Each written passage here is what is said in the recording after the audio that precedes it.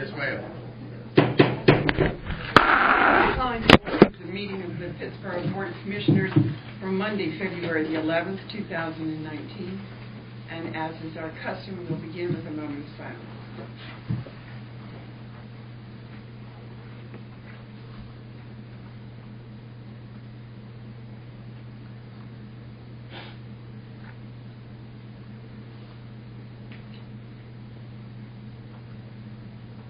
Thank you. Jay Farrell, would you read the pledge? Would everyone rise for the pledge? Pledge allegiance to the flag of the United States of America and to the republic for which it stands, one nation, under God, indivisible, with liberty and justice for all. Thank you. Thank you. You have your agendas before us. We have two agendas. One is the regular agenda. Is there a modification or is there a motion to approve the regular agenda? I have a modification. I think we were going to add Emily Sutton to talk about this area. Can we do that under item number 3? Yeah. Yeah, that's right. Okay. All right. So we'll add Emily Sutton as the speaker under old business number 3. Anything else to the regular agenda? Is there a motion? So moved. Second. Moved by Bette Wilson Foley, seconded by Jay Farrell. Those in favor, please indicate by saying aye. Aye. Those opposed, motion carries unanimously. As to the consent agenda, there is only one matter on the consent agenda, the minutes of January 28, 2019. We have had a couple of small technical amendments to that. Other than those, by Michael Fiocco and Alice was going to make something clearer. Okay. Then there was a statement about the Calvin Megginson had spoken during the public expression time, and it was not as clear as it might be that he was speaking, urging greater participation by Chatham Park with respect to tree coverage. Okay. So is there a text? Is it an email? Yep. Oh, yep. I'm sorry. You requested it. It was late this afternoon. Yeah. Pardon? I said it was late this afternoon. Commissioner Bonnet sent it. Okay. So is there approval of the consent agenda with those amendments? So moved. Second. Moved by Pamela Baldwin, seconded by Bette Wilson Foley. Those in favor, please indicate by saying aye. Aye. Those opposed, motion carries unanimously. We have 12 speakers tonight on citizens matters, and let us at the beginning state that it is there's technically a 3-minute time period in which for you to make your statements. If you have statements in writing, you're more than welcome to submit them to Alice, our town clerk, and they can be entered directly into the public record from there. Charlie Perkins, you are the first speaker. Please come to the podium.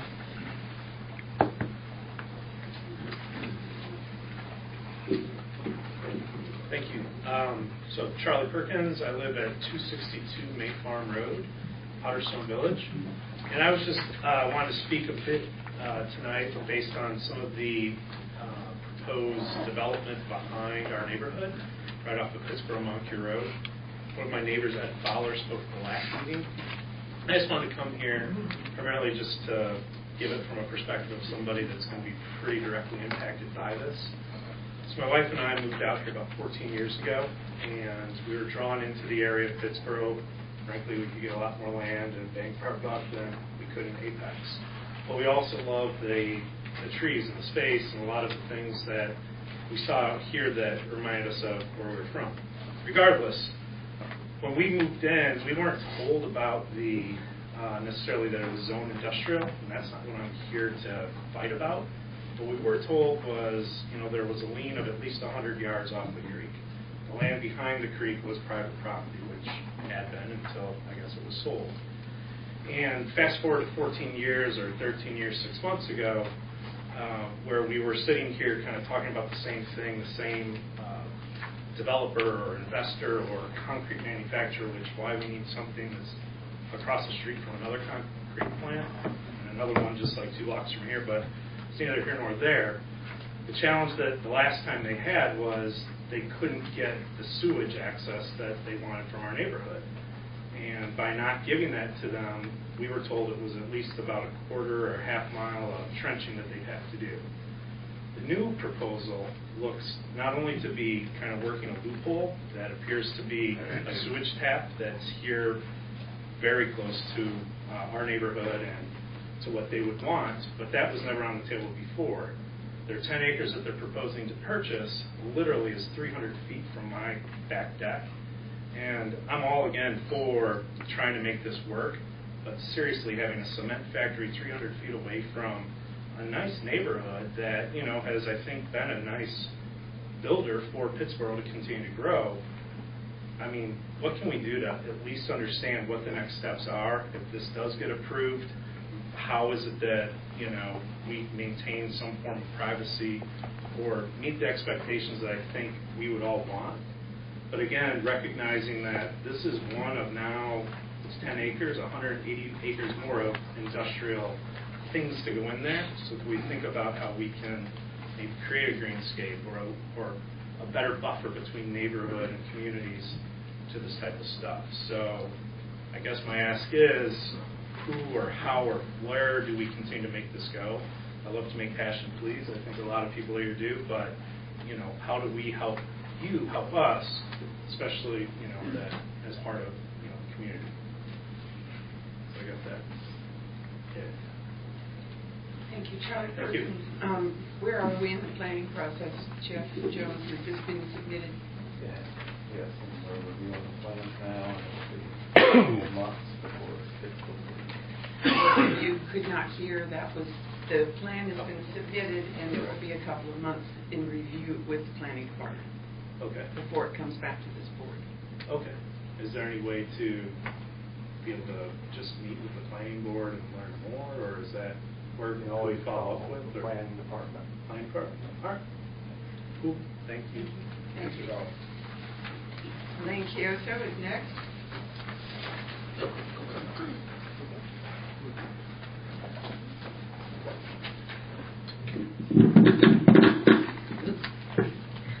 Hi, I'm Elaine Chioso. I'm the Executive Director of the Haw River Assembly.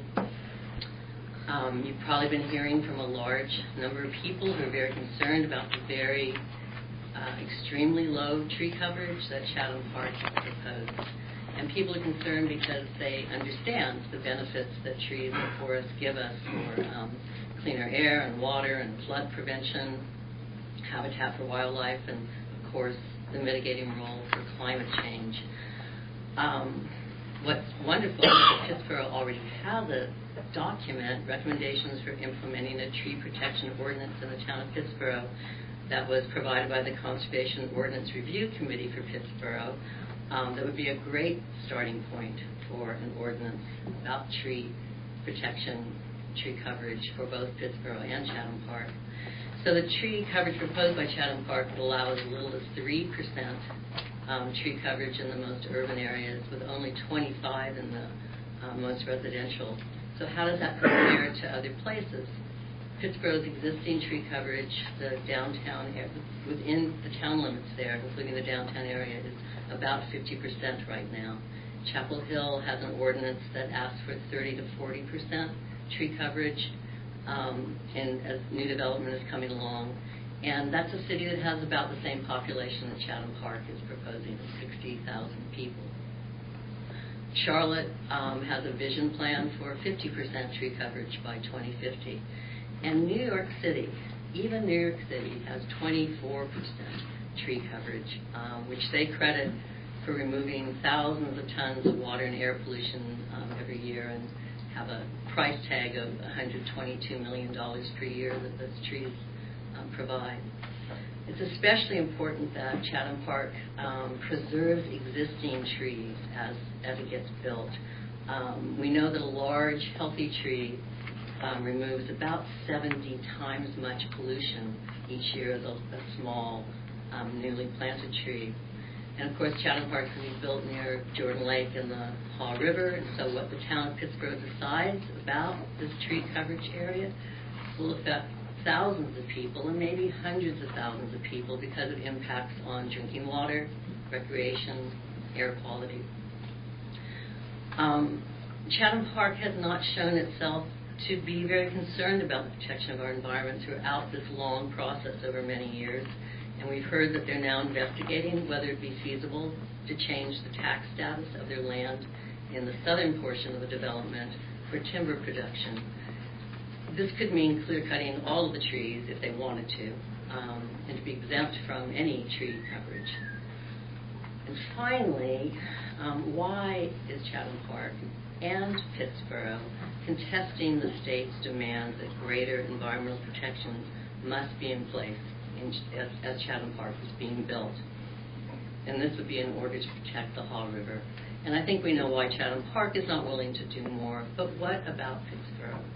So we're urging the town to do what's right and insist on greater protections for air and water and, of course, for the people that live in Pittsboro as Chatham Park is built.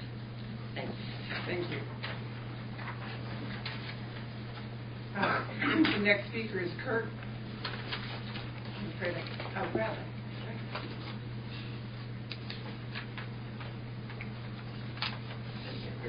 Very far in penmanship, apparently. I'm sorry about that. Thank you, Mr. I'm sure you were writing it in a hurry. Yes.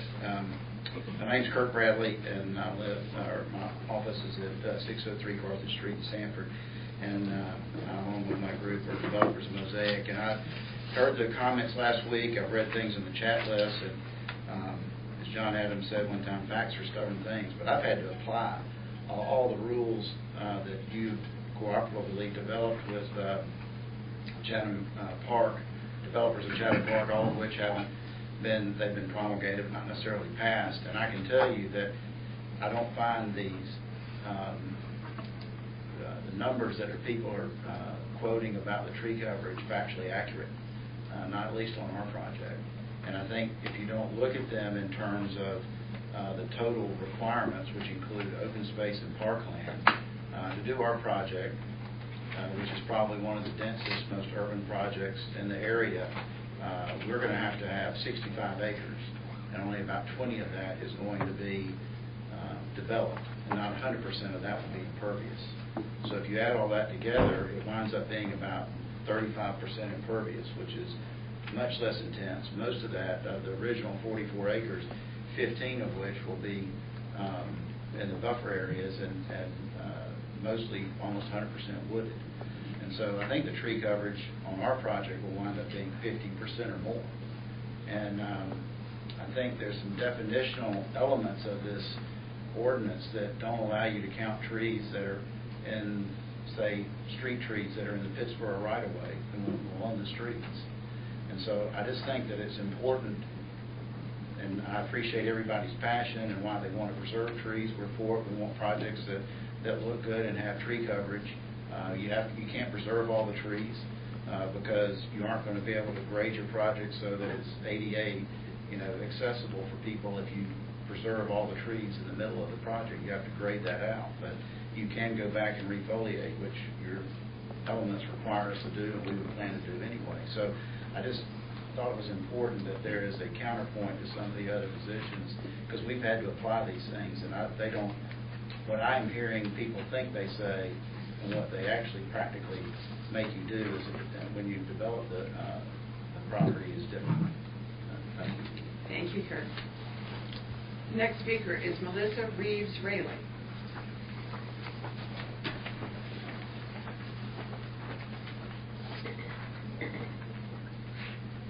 I want to thank you first for giving us an opportunity to come and speak to you today to express our family's concern about the UDO in its current state. My name is Melissa Reeves Raley, and I grew up on Highway 64 West, just across from what will be the the new agriculture center. My father and the Reeves family has always been really active in the town, and when they saw a need, they joined others and find a solution. Example, when there was nothing for young people my age to do in the summer, they formed an association and created the Pittsburgh Swimming Association. So we had a pool and something to do. They were played a significant role in moving the public library from the basement of the agricultural building in that little corner room to the building downtown. The campus of Central Carolina Community College and the new library, as well as Council on Aging, are all on land that was owned by the Reeves family. Now, I'm not trying to impress you. I'm just trying to make a point that the Reeves have been very active in Pittsburgh, in the community, and they care about what happens to Pittsburgh, how she moves, how she grows, and how she develops. So I think that a lot of landowners, like the Reeves, who've been in Chatham County and in the Pittsburgh area for a long time, don't really know about the UDO, and they don't really understand what it means and how it will impact them in the future as they move forward. So my dad was chairman of the county planning board, the first one that Chatham County had back in the late 60s and 70s, when there were no rules that said how the land could be used. And he played an important role in that piece. As a farmer, he understands the importance of land, clean water, clean air.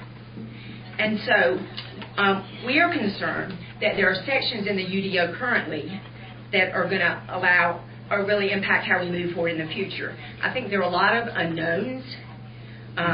The Natural Resource Conservation Overlay has questions that I'm not sure that you can answer yet. Where's Camp Creek? I can't find it on the map anywhere. Other people have asked, and we have not found it. So how are we going to identify the areas that are intermittent stream areas?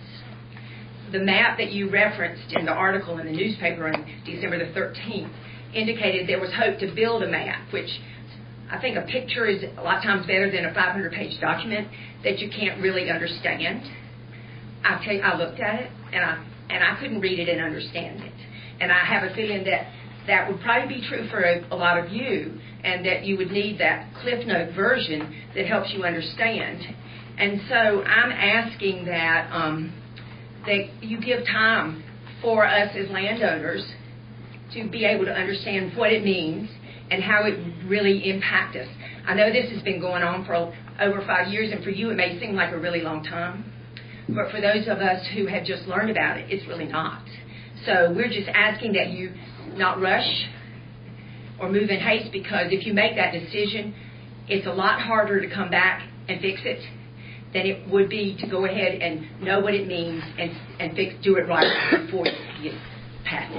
So hoping that there'll also be maybe public hearings to allow people to come and voice it. And my mom, who's 99, thinks that there hasn't been a good effort by the town in really communicating that this is going on to the public. So thank you. We look forward to more discussion in the future. Thank you very much. We do have a scheduled public work session on, is there a date on the UDO work session? Not one. We'll be setting a date on that, and there have been a number of public events.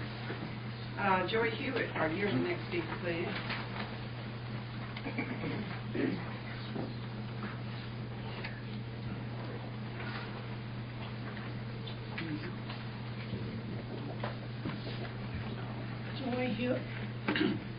Joy Hewitt, 3069 Silk Hope, Gum Springs Road, Pittsburgh, North Carolina. Mayor Perry, Pittsburgh Commissioners, thank you for letting me speak. At the last board meeting, I was given credit for a poem I didn't write. So I'm taking this opportunity to share one I did write a few years ago to speak up for the trees. My poem was published for Earth Day in Chatham County Line, and it's called Unearthed Day. Who are these trees that bend and twist themselves to each day's glory? Sun or clouds, sunlit clouds of white or gold, oaks, beeches, maples spread skyward for each day's offering. Before the dawn of their awakening, before spring is declared, their sap rises. Upon the flattened earth, 200 trucks loaded with dirt pound the asphalt daily down one Wake County road. Flattened and erased, thousands of years of sedimentation, upheaval, rearrangement, ecosystems and earthworms, habitats for creatures big and small, erased. Erosion, renewal, regrowth, erased.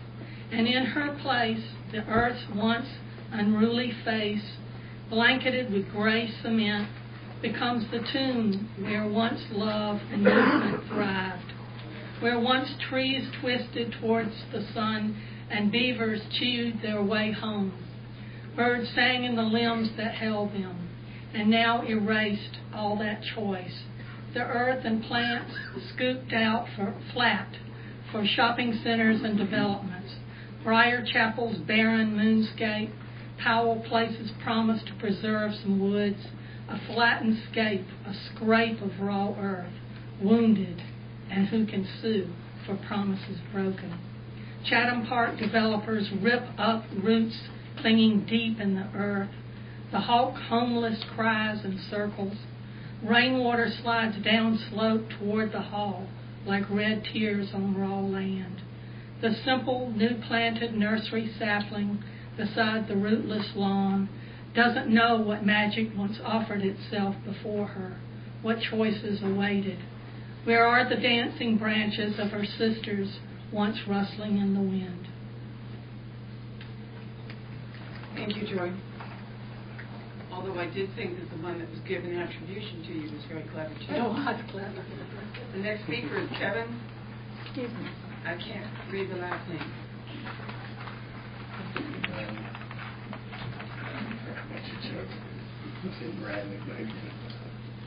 Good evening, ladies and gentlemen. My name is Kevin Hornick. I'm an attorney with the Bro Law Firm in Chapel Hill. Our address is 1526 East Franklin Street, Suite 200, Chapel Hill, North Carolina, 27514. I'm here this evening on behalf of Bill and Cheryl Hamlet. They're owners of approximately 100 undeveloped acres to the east of the Potterstone Village subdivision and to the west of Robinson Creek in Pittsburgh's ETJ. As you've already heard, I'm here to express my client's concern with the current draft of the UDO, specifically with some of the language included in the Natural Resource Conservation Overlay District.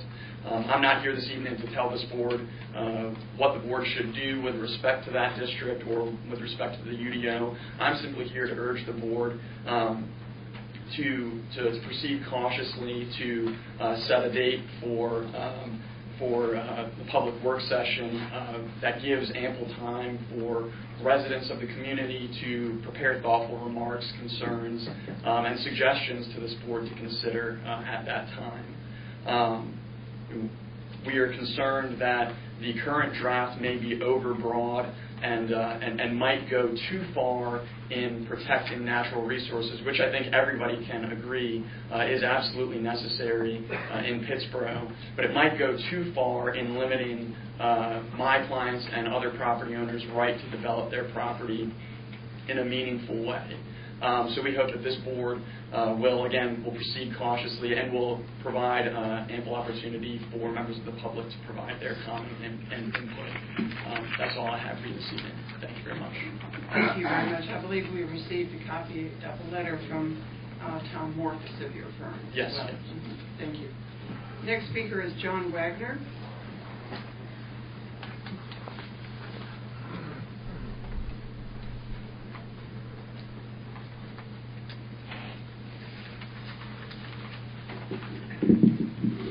Good evening, and thank you for giving me a chance to talk today to all of you.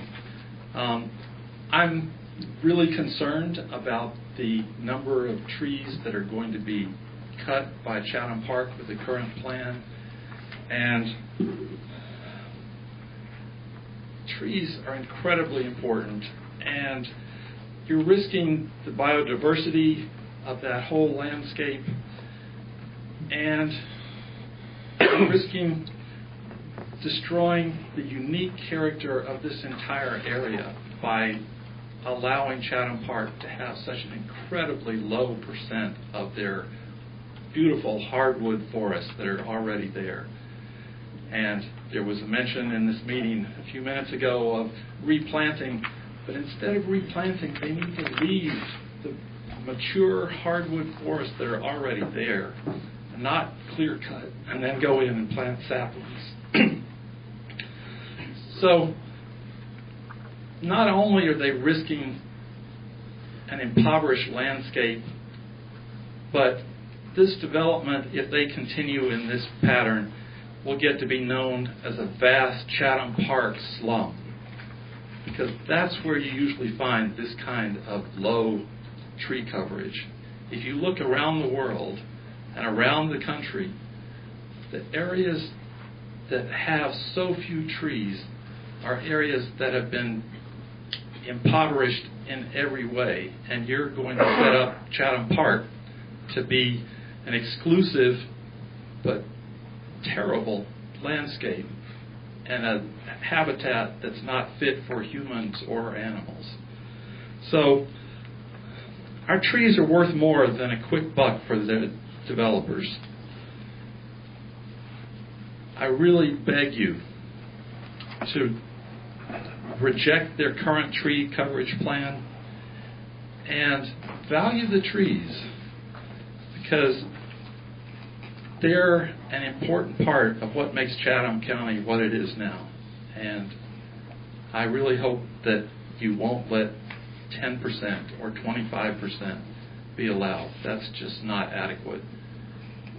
We don't need fewer trees than New York City is allowing in its boroughs. We can do better than that, and I ask you to do better than that. Thank you. Thank you, John Merkin. The next speaker is David Del Vecchio. Thank you. Good pronunciation. I could read that. Yeah, thanks for the opportunity to talk. My name is David Del Vecchio. I live off of Russell Chapel Church Road. I'm going to go on and on about tree coverage and the properties of trees. I think we can all respect them for what they do. But I will say that I'm all for doing what you want to do on your own land. Absolutely. And I like to do what I want on my land. I'm a new landowner. And I feel like those rights sort of bump up to a stop when I start affecting the people around me in an adverse way that they didn't ask for. I've lost a battle on having stars, as my understanding of the Night Sky Initiative is not going through with. I mean, I can read the Chatham Park information. It sounds all great, but I'm not. When I dive into it, it doesn't seem like the night sky is. I think it's sort of a horse that's left the stable already. I don't think I have that. I've lost that battle. But I haven't lost the battle on trees, and I'm glad to stand here with other folks for them. I moved here 20 years ago, so kind of a Johnny-come-lately. You know, I like the small town, the dark skies, the forest, and appreciate the shade of a big tree. I think we can all appreciate the coolness of a tree on the western side of our house, casting a shadow from that sort of hot summer heat, that you like that cooling on that house and probably reduces your power bill. But we can all feel that. We know what that is. And I think of all the trees over there in the area that's getting ready to be developed, and thinking about all the cooling effects of those trees, the recharging of my aquifers. Like, I'm concerned that my well is going to need to be redug to go deeper, because trees are a crucial part to that water system, bringing the water in and down into the aquifers, as well as creating weather with releasing moisture, etc. I said I wouldn't go into that, but I'm I'm cutting myself off from that. So, going in there in the development, in the pictures that I've seen, seem to go against their vision of ecological development, and like I said, it's going to adversely affect one thing I'm really concerned, which is the hydrologic cycle and bringing moisture back into the aquifer. Right? It's not going to get in there and just scoot along sidewalks or scoot along some other ecosystem that doesn't have the sort of deep roots and connection to that far down to do what it needs to do. So, I guess the last thing I'm going to say is if y'all could look at an image, a satellite image of our state, and you see us right there in the middle. Pittsboro's right there. You see big old Jordan Lake right there, and just to the west between here and Jordan Lake is a swath of deep, dark, the darkest spot in this area, which is what drew me here. That's the area. That's the area that's going to be cut down. And I'm just here to say that their plan is not going to, I'm not going to get in the numbers, but I guess I'm just going to say there's nothing unique about their plan. They don't walk their talk, and they only walk. What they do walk is what they're forced to do as they push and push against the good people of the county, you all, the state, and they'll do whatever they can get away with. So I'm going to just say that Imagineer themselves a new tree coverage plan. Thank you. Thank you. Gene Chapman is the next speaker.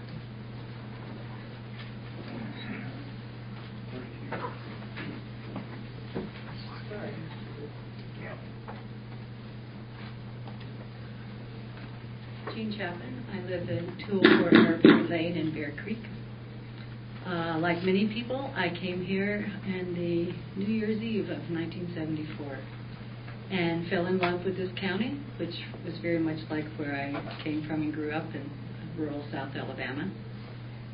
And I began my first job as a pediatrician in what we call marginalized beautiful communities in South Chatham in 1975, and have been here since. One of the things that brought me and many people here and kept us here is the incredible beauty of the county.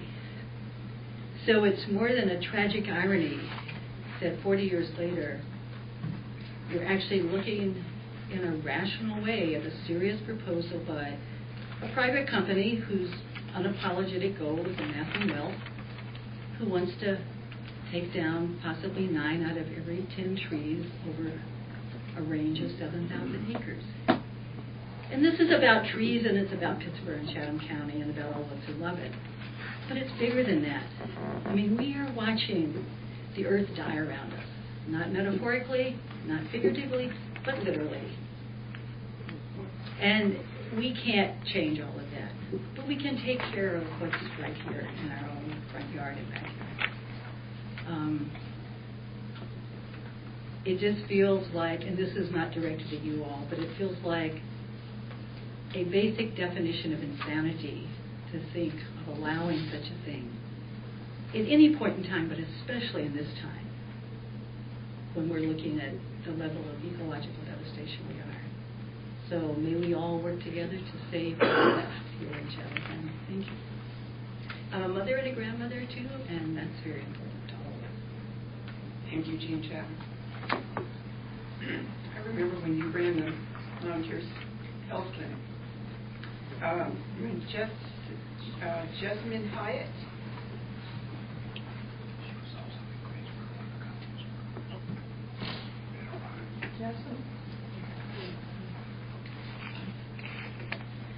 Mayor and Commissioners, thank you for the opportunity to address you this evening. I am also here to ask you to oppose the revised version of Chatham Park's Tree Protection Additional Element. I live at 248 Bynum Church Road in Pittsboro. I live directly across from the river and from the proposed new city. In the winter, I will look at it from my kitchen table, very close to home for me.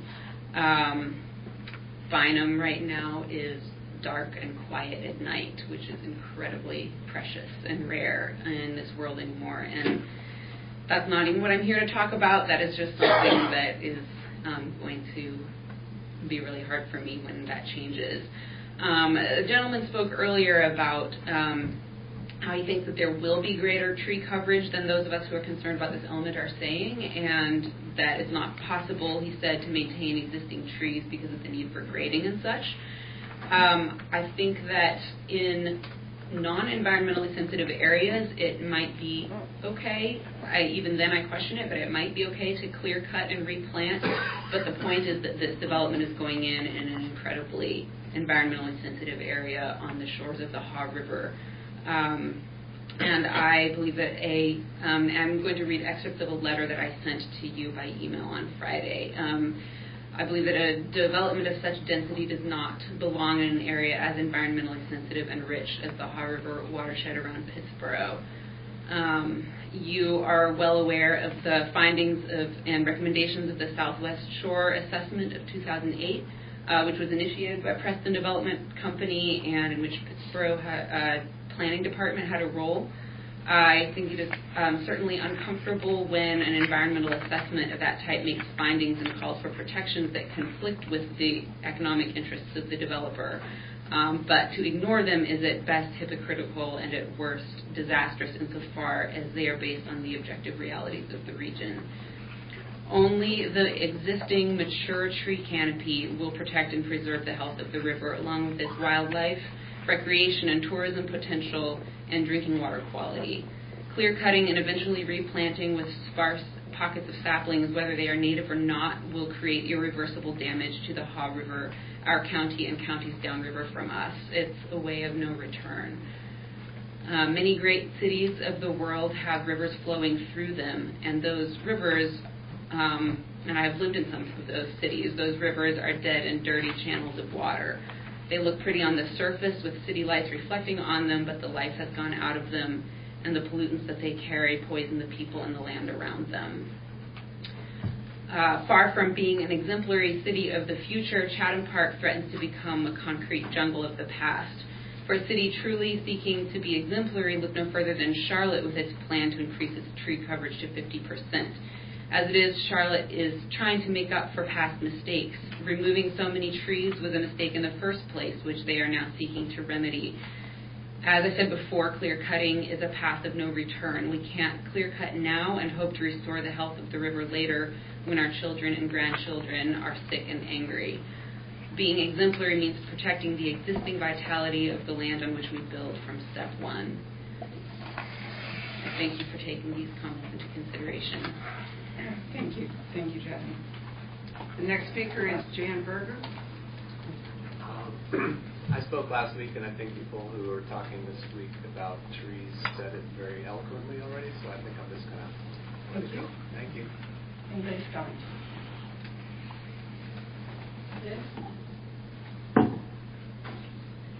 Liz Collins.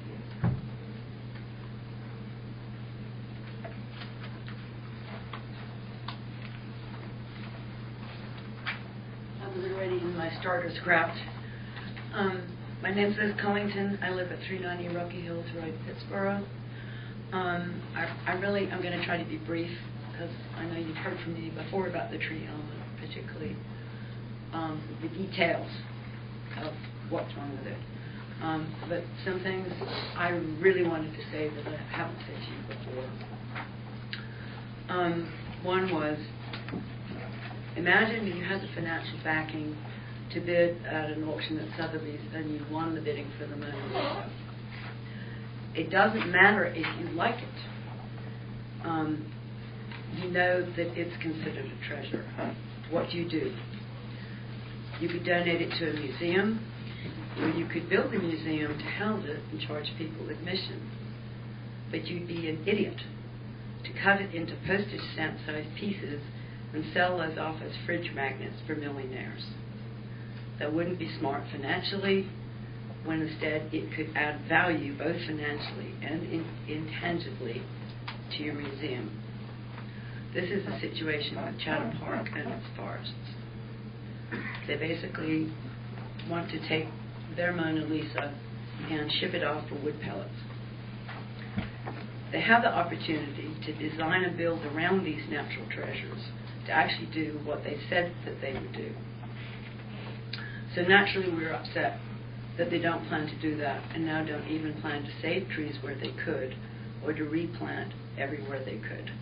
Instead, Chatham Park is proposing rules so filled with loopholes and trapdoors that the overall tree coverage could end up way, way, way less than 10% overall. Trees won't have to be where the element says they are required, and every tree they raise, they are by gum going to make substitute for a tree or even a sapling somewhere else, maybe miles away. And if it's a halfway grown-up tree, that counts for double. An area of trees can be raised and still count as a tree area. Areas without trees can count as tree area. This is the worst version of the tree element yet. I'd like to point out that this is not a choice between jobs and trees, development and trees, affordable housing or trees. It's about ensuring that Chatham Park is literally greener than all of the places it will compete with, so that the reality matches the marketing and it isn't just a gigantic fraud and a failure. Out in the ETJ, I own a lot of trees. Lots of trees, living and dead.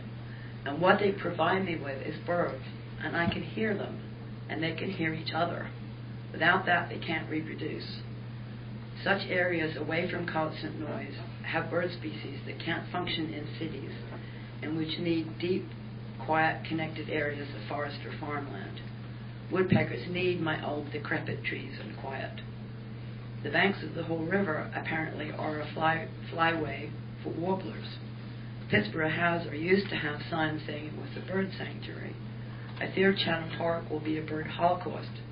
I don't even see where the tree element prohibits raising a site during nesting season. Thank you. Thank you, Liz. Next on our agenda is the Commissioners and Managers update.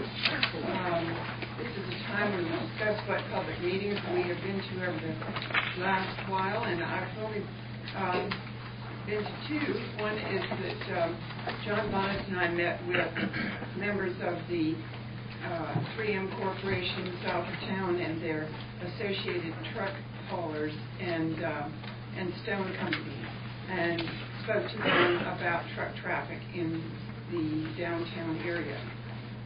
Then on the 8th of this, just the other day, attended the legislative breakfast with Representative Robert Reeves and Senator Valerie Foushee. Those are the meetings I've attended since our last. Is there anyone that would like to report on EDC or PBA or climate change, Main Street? Yeah, I can mention that the PBA will be meeting next this Wednesday. I could ask you comments on EDC if that's okay to say. The purpose of this is to talk about the meetings that we've been to, but I apologize because I got here late. I didn't have a chance to sign up. I was going to offer. I think that would be appropriate. All right. Thank you. I won't take much time, but I do thank you for allowing me to speak, and I apologize for showing up a little late. My name is Doug Emmons. I'm a resident of Chatham County. I currently serve as board chair of the Chatham Economic Development Corporation and also as a board member of Main Street Pittsburgh. I'm speaking tonight on behalf of an EDC task force that we put together recently to review the UDO for Pittsburgh. And I just wanted to share a few early perspectives. We've not fully digested the entire document. It's a weighty document. It's definitely complex. But as you know, the county's comprehensive plan has identified the three major municipalities as business growth areas. Right. So from a EDC perspective, Pittsburgh and what you're doing with the UDO could have an impact on potential future economic development. That was the eye that we were looking at it from in reviewing it. So we put together a small task team. There were 4 board members, including myself, as well as our interim president, Melissa Bird. Took a look at the document. And again, because we haven't finished it, we have some early perspectives that we wanted to share, at least at this juncture. Thus far, we did find it was highly complex. There's a lot of interesting cross-references. So when you really want to digest it fully, you spend a lot of time trying to engage, where one piece of the puzzle matches another. From my experience over years, clarity and simplicity always champions over complexity. And effectively, anybody that reads it or is looking to enforce it or adhere to it are going to benefit by it being as less complex as possible. Businesses that are looking to establish or retain their presence in Pittsboro would really like clear guidelines. So again, and the guidelines that can be met in as little time as possible. So if our UDO becomes too complex or requires multiple approval levels, you're going to add cycle time to elongating approvals and potentially petitions. And for a business, that costs money. So if we're thinking about downtown Pittsboro and economic vitality for Main Street, that has an impact on what we see Main Street becoming over the next 10 years. Given the complexity, we would definitely encourage the board to take the time to make this UDO the best possible. And really take that time before adopting, because we think adopting it now and fixing issues later could basically create a major issue and possibly deter other businesses from wanting to come here even in the midst of that process. We haven't gone through it all yet, but part of the overlay districts set up a few red flags. It appears, and I've got to look more at the maps, but it appears our town is very much in a watershed. There's a lot of little creeks and tributaries and other things that impact, based on what's written, the amount of development that can take place in terms of impervious surfaces. So if a person were to want to develop a parcel of land and build something, the amount of that parcel available for development could actually be very small. And then lastly, I think, given the complexity of this, subject to how much it can be simplified, we would definitely like to ensure that the town has adequate resources to both implement and administer it. We believe you have a very smart and capable set of people on staff and here on the board, but we also recognize that you're under a significant workload already. And our concern would be that as you look to implement this, it could actually increase that workload significantly. So we'll be happy to provide additional feedback as we continue our review, but I wanted to at least share that set of perspectives with you at this point. So, thank you. Thank you so much. Excuse me, Doug, can you tell us your other members on your, if I missed that, your other members on your committee? On the committee, yes, it's Mark Berry, Aretha Alston, Vicki Crosby, myself, and Elizabeth.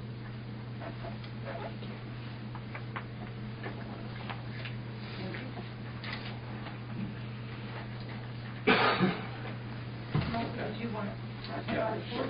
Okay. Let's see, where was I? Okay, so the PBA will be meeting this Wednesday, so I'll be attending that as well. Main Street, we met a couple of times in the last month, and Brian will be happy to hear we're actually working on the budget, so we can get it to you early. And we're trying to work on a couple of really what we think are exciting events downtown. So kind of pull those together. Affordable Housing Committee for the town will be meeting tomorrow night. Tomorrow night we'll be meeting with a consultant that we are working with to start writing the regulations for our affordable housing structure of the proposal that we received from Jim Nass, was it 6 weeks ago. So we'll be trying to put some meat on the bones of that idea. And I think that's it. Anything else? I attended the Chatham Arts Council pretty much all day board retreat, and we all left full of enthusiasm looking ahead to 2025. Currently, the Arts Council is focusing on two main things, which is investing in artists and also educating kids to the arts. And looking at down the road, right now we offer several programs in schools, in Chatham County schools a year. Our goal is to have a program, Artists in Schools program, in every school in Chatham County. And we're always looking for sponsors to sponsor these events in the schools. We also are looking at including public part in our scope of things that we work on, as well as turning our office into a gallery space, and lots of other good things ahead for the Arts Council. Other change or other things? All right. Brian Griesbeck, we have an update from you. Thank you, Madam Mayor. I'll try to be brief. A couple familiar updates. Pittsburgh Elementary School Road Bridge culvert reconstruction. We hired Weatherall Engineering to assist with that process. Staff met a couple of times with FEMA in the last couple of weeks, since the last meeting, to discuss the scope of the project. One good thing that came out of that is there may be an opportunity to look at some of the other areas of flooding in town, maybe plan ahead on that, knocking on wood loudly. The idea being that we avoid future claims. On-call engineering. At the last meeting, we hired 5 engineers to help us with plan review, and we've been able to just about finalize those contracts, if not completely finalize them now, and I think we're looking at kickoff meetings this week with those firms to kind of get them up to speed on expectations, scopes, and what sort of rules and regulations the town has, so that we can help with that process and help them help us. So looking forward to that. Retreat, I won't talk too much. It looks like since the time I wrote this, we've had some other dates that have been pushed forward. We may be looking at March for that, so we will follow up with you the next day or two. New Town Hall, the New Town Hall property, we're expecting demolition to take place as early as February 18th. We have the pre-construction meeting for the demolition project tomorrow. We're expecting the project to take about 1 month. We will be notifying folks that are involved and get the word out on that. I have spoken with the fire department on that process as well, so I'll keep you posted on that. And then finally, Opportunity Chatham. I had mentioned last week that speaking of the EDC, Chatham EDC has scheduled an annual breakfast for Friday this month on the 22nd, from 8 to 10 at the New Ag Center. I have reserved a table for the town board. If you are planning on attending, let me know. I know a couple of you have said so already, so I can save a seat for you. And go from there. So, I believe I'll tap out at this point. Thank you very much. Thank you. Regarding the Chatham County Affordable Housing Advisory Board, we met last Thursday at the public library, and that is going very, very well.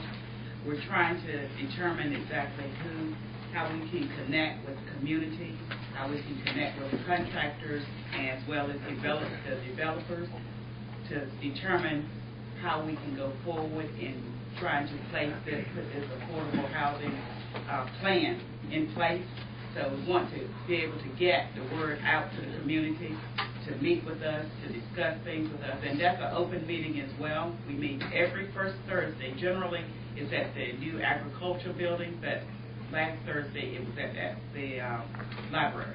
But I encourage everyone to please come out. The public can certainly come and participate with us and talk with us and, express their concerns, give us any type of input regarding the affordable housing within Chatham County. Thank you so much. Thank you, Campbell. All right. Now into old business. The first item on the agenda is Pittsboro ABC update with Jim Knopf. Thank you, Madam Mayor, Commissioners. On behalf of Board Member Hugh Harrington and our new member, Jamie Fiocco, I wanted to give you an update for the second quarter on ABC operations. Our revenues continue to grow. We're up 10.7% year-to-date over the same period last year. And importantly, our net income, that is the amount of money that we have after we pay all of our expenses and all the other things we have to pay in taxes and the distribution that I'll talk about in a few minutes, is up 54% over the same period last year, which means that our staff is operating leaner and leaner and becoming even more proficient than before in controlling things like inventory and expenses. The amount of money that we are looking at, as I say, has gone up overall 10.7%. However, I do need to mention to you that our mixed beverage sales have flattened. That is, they had been growing at around anywhere between 8 and 12% on a pretty regular basis. And for this first 2 quarters, they have flattened out to be just about even with where they were last year. And we're running an analysis as to exactly where that is happening by restaurant and bar. And we'll do an analysis of that at our next ABC board meeting to see if there are some things we might be able to do to reach out. And I might point out that the allocation system that we have for mixed beverages is set pretty much by the state in terms of how much they buy. And so we're trying to set up a meeting with the folks in Raleigh to discuss further how we might improve that allocation system to provide more of the kinds of products that particularly our restaurants need. And I'll let you know how that goes after we've been able to set that up. Now tonight I have for you checks in the amount of $16,236 for the second quarter. And before I present those, I would be happy to answer any questions or receive any comments that this board might have. Questions for Jim Dodd? Jim, question about the mixed beverage sales. Yes. And it sounded to me that you were describing a situation where we may not be able to get from the state the product that restaurants want. Correct. Are they getting that product from elsewhere? No. The problem is that with the allocation system set up the way it is, that the most popular things, particularly the high-end kind of stuff, is either a situation where the state simply isn't buying enough product, or they're buying all they can, and it is so popular they can't get what the state really needs in order to push out to the various locations. That's why I'm trying to set up this meeting with the chair of the State ABC Commission to get down to the bottom of where we're at on this. If it turns out that we are suffering from a lack of product because of something internal within the allocation system, then we may need to support this board to talk with our friends at the state to see if we can't do something a little bit different that way. It's important because it obviously affects the sellers of this product to the general public when they go to eat and so on. And so therefore has an impact on the economy within the town itself. But it's also important because these restaurants rely upon certain of these products to bring the customers to bear. So it's worth us spending some time trying to see if we can figure it out. And from our perspective, mixed beverage sales, as I think I've told you before, are our most profitable kinds of sales, which ends up at the very end of the day in allowing us to provide more money back to the town as a part of our process. So from both those perspectives, it's valuable for us to try to come to grips and dig into this. We're not alone. Other counties are complaining as well. So it may well be that we could join forces with some of our neighboring counties on this process as well. Any further questions for Jim? Well, we thank you for your support, and Madam Mayor, I will present those checks in the amount of $16,236. Thank you. Very impressive. Thank you, Jim. Thank you.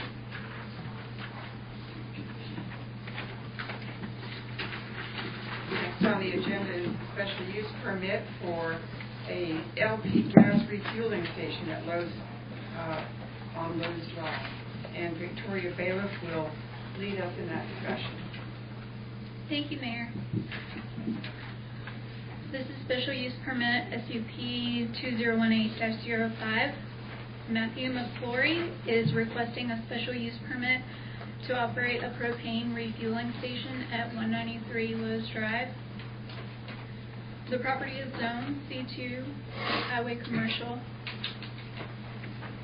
The proposed station will use a 500-gallon tank for refueling, which will be located towards the rear of the property, next to Suite 110, which is the space the retail side of the operation will use. A public hearing was held on January 28, 2019. No citizen presented evidence against the request. The Planning Board reviewed these plans at their meeting on February 4th. The Board posed questions regarding the hours of operation, how refueling of the tank will operate, and if the tank would require any new paved surfaces. The Board found that the proposed refueling station meets the special use requirements and recommended approval in a vote of 6-0. Staff is also recommending approval subject to issuance of any additional local and state permits. And I believe the applicant is here if you have any questions. All right.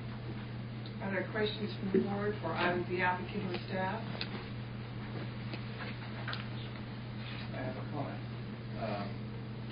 So I'm looking at the plan, and there's been no change to the plan. So I asked the question about how do folks get to the refueling, and it appears as though they have to pass through the landscaped area to get to the tank. Is that correct? Hello, I'm Matthew McClory. I'm the applicant for 193 Lowe's Drive. Yes, I did hear the question last time, and I would like to address it. However, since it's not part of the specific requirements for the special use permit, I didn't find it necessary, I guess, to actually include it. But it is something I would like to pursue. I do, in fact, plan on putting pavers there with the consent of the landowner and my landlord there, because I would like it to be a nice facility that is up to date and with all the current standards. So yes, I do plan to do that, but since it was not part of the special use permit, I did exclude it. So the general public will need to get access to this site to do refueling? Is that how it works? Yes, sir. Well, I would be the one, or my employee would be the one that would need to actually get access to it. So the general public does not need to get to this tank? They actually, technically speaking, they would have no reason to get to the tank, just my employees or myself. Well, at the moment, it's not an accessible area. So if the general public were to gain access to that, then I would have a stipulation that this special use permit include an accessible route to the facility.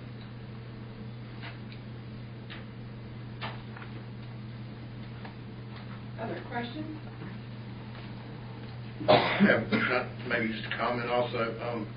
I rode by there and looked at that where Commissioner Fiocco is referring to. Did you, by any chance, happen to see about placing that gas and refueling system on the other side of the paved parking lot?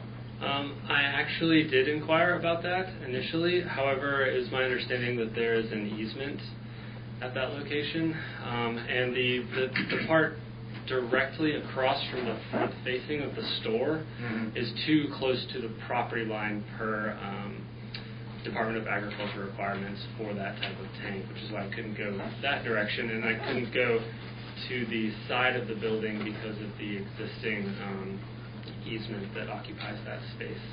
Okay. That's what I was told.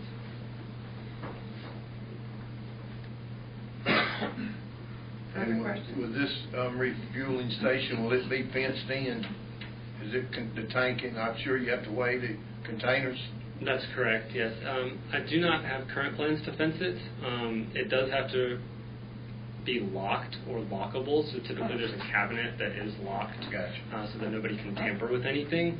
But there would also be, and I put on the plans here, the bollards to protect from any vehicle impact. And I think that was the most important aspect of it for this particular location. That was one of the more challenging aspects of that particular location, which outlined, or the specifications are in the code book for LP gas refueling stations. It does outline exactly how those have to be installed in specifications.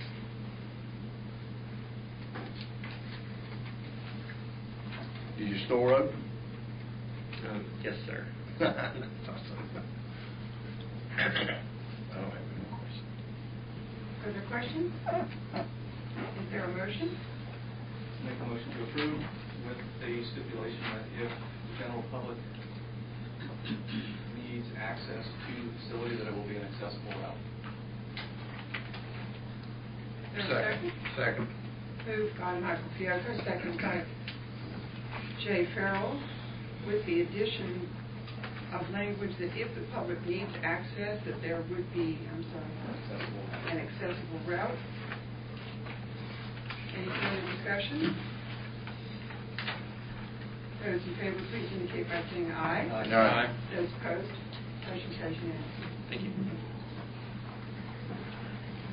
Our next piece of old business is a discussion of unregulated showering and drinking water.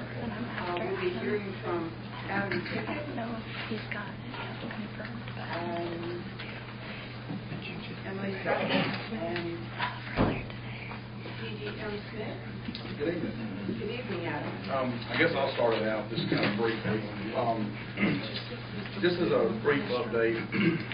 Well, first I'd just like to say, Pittsburgh Water Treatment System is operating in 100% full regulatory compliance with what we're monitoring on. Okay, so this is something totally unregulated, something that there's been no established limits that we have to give sample procedures. And would you speak more directly into the microphone? Thank you. And let me introduce you to the members of the public here. Adam Pickett is the supervisor and operator of our water treatment plant, which is on Highway 15501 right before the highway. So we've been monitoring the dioxin levels in the Haw River. We've been working with NC State on a regular basis, probably since mid-last September. There's no one number. It's all over. It varies. All these numbers are in parts per billion. And like I said, it's range. Looks like we're holding around an average, from the best I can gather, of around 2 parts per billion to 4 parts per billion. And so I guess, we need to look at, hopefully, maybe a way we can treat this on our level, which would be wonderful. But anyway, I'm going to step aside and let C.D.M. Smith follow up. And obviously, if you have any questions for me, feel free to ask.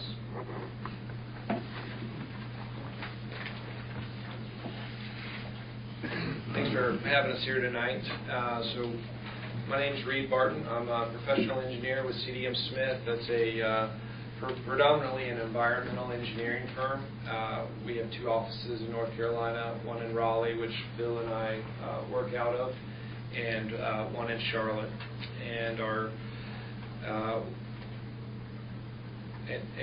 so if I didn't introduce Bill, Bill's also a licensed professional engineer and a board-certified engineer.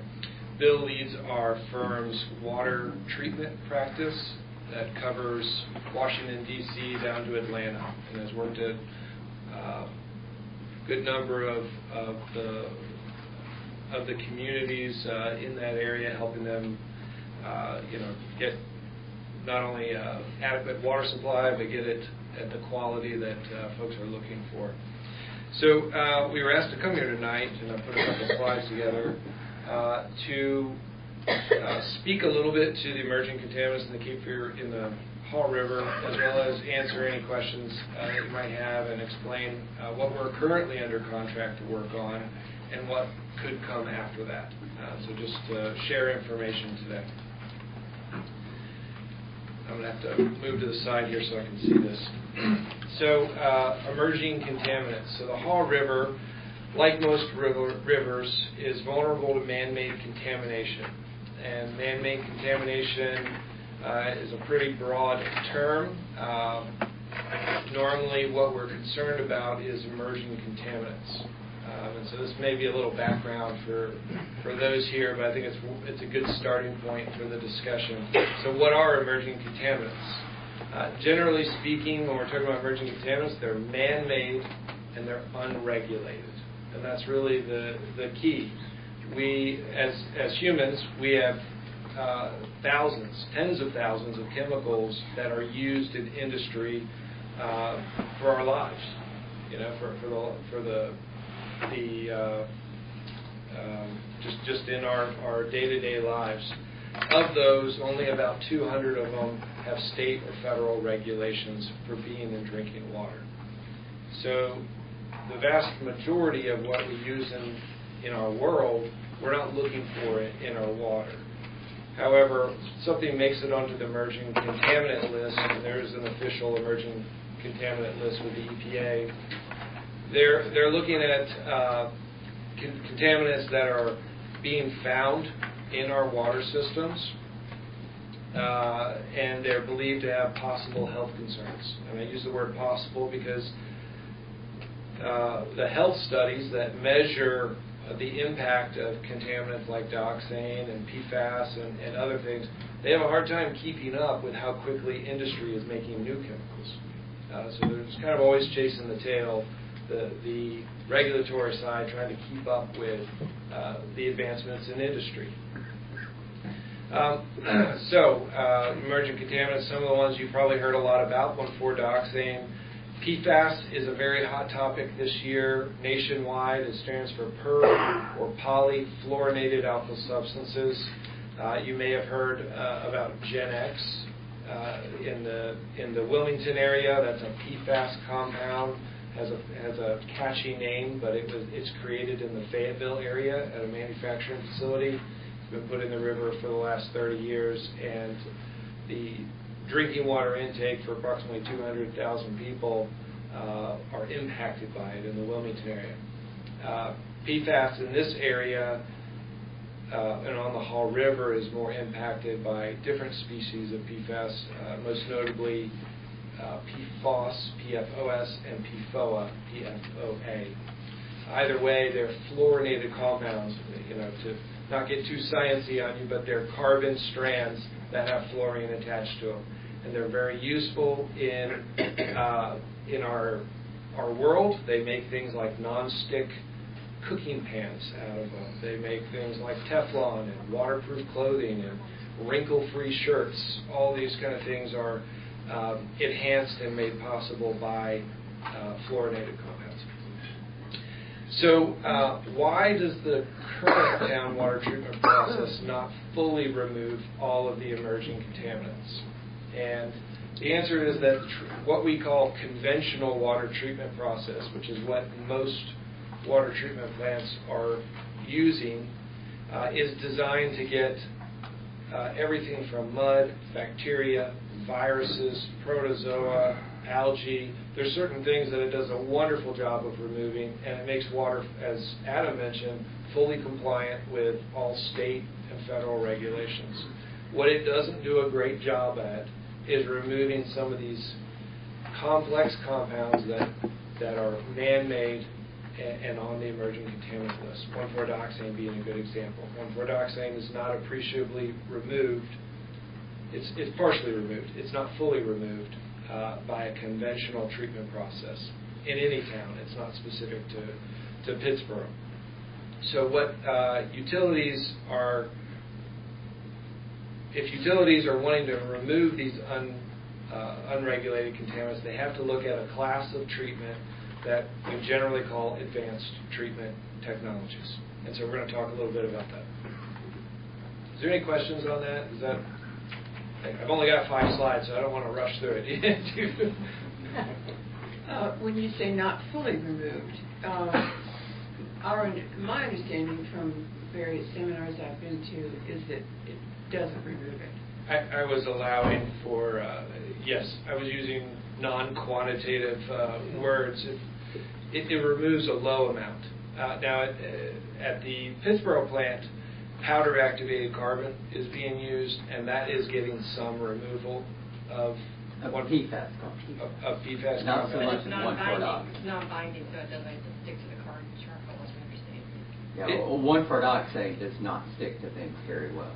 Some of the PFAS compounds you can get out. A little bit of the PFOS and PFOA. Bill, I'm sorry, I didn't get your last name. Dovigan. Pardon? Dovigan. Okay, thank you. Is there a percentage that you would say is being removed from? Of which chemical are you interested in?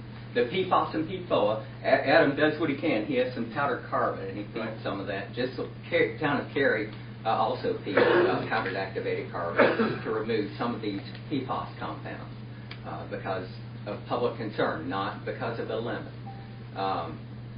So that removes some. It depends on how much powdered carbon you feed. Cary, we've been doing some pilot testing for them. They were removing about half of their PFAS compounds. And that's total PFAS. There are thousands of these compounds, but many of them you can't even measure yet. The ones that are being measured, about 44 right now. So at our pilot plant in Cary, we're measuring those 44, and we found that the powdered carbon removes about half of them when you dose a pretty high dose, 30 milligram per liter. Okay? So that's for their PFAS compounds. Some of the low molecular weight PFAS compounds, like this Gen X that's down in Wilmington, does not absorb very well. So it would remove a lower percentage.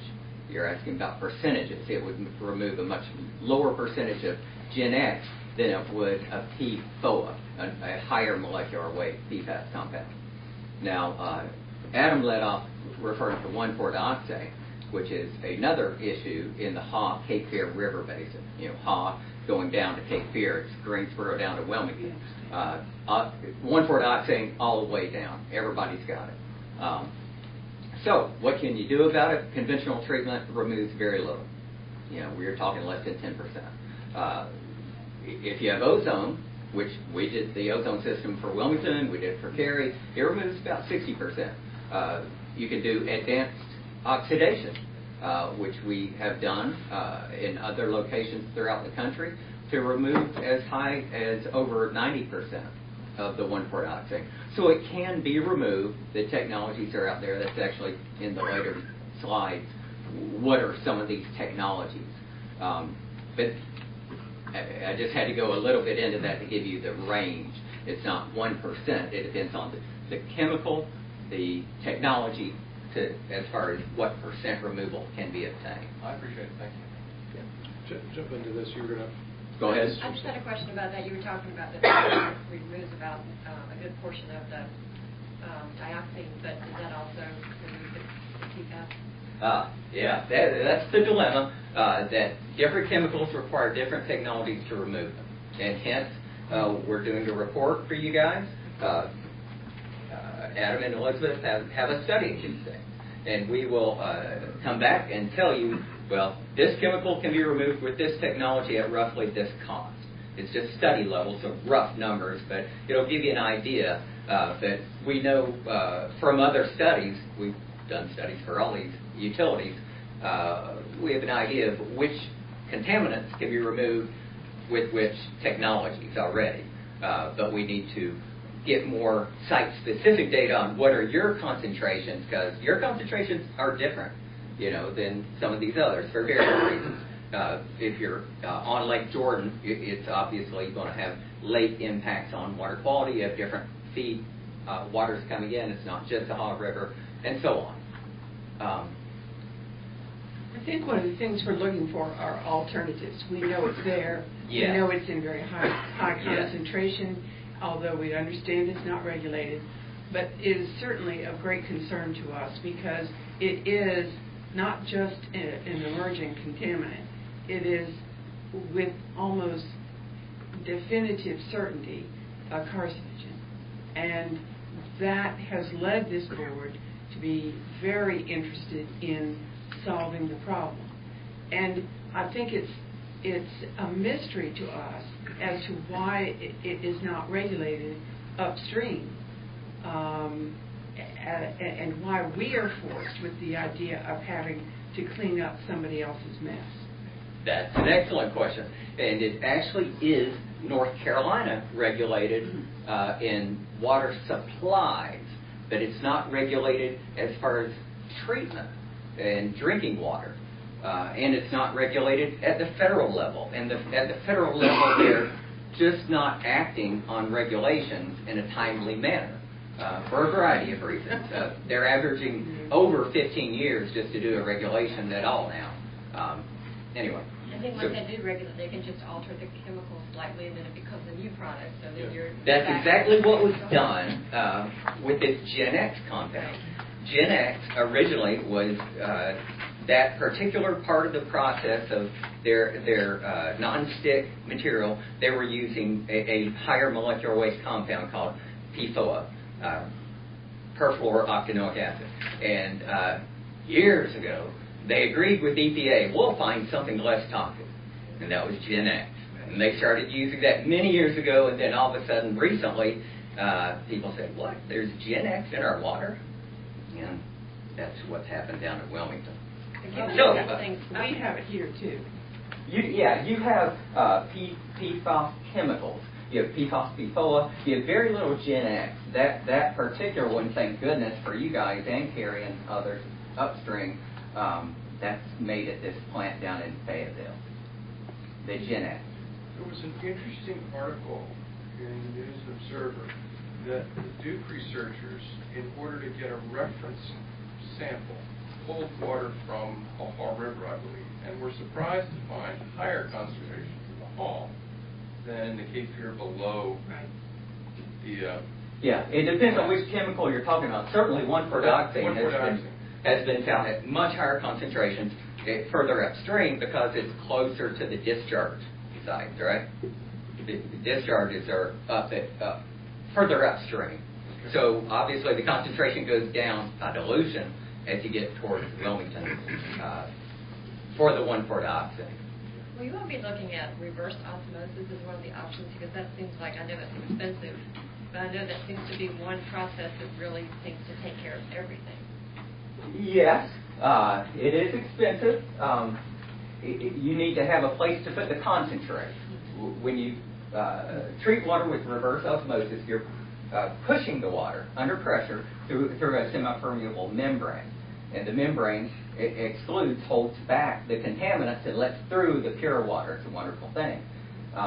But by holding back some of the water, you have a concentrate, meaning you're keeping back all the chemicals pretty much, and that, say, 10% of the water builds up, gets concentrated, hence they call it concentrate, and you got to put that somewhere.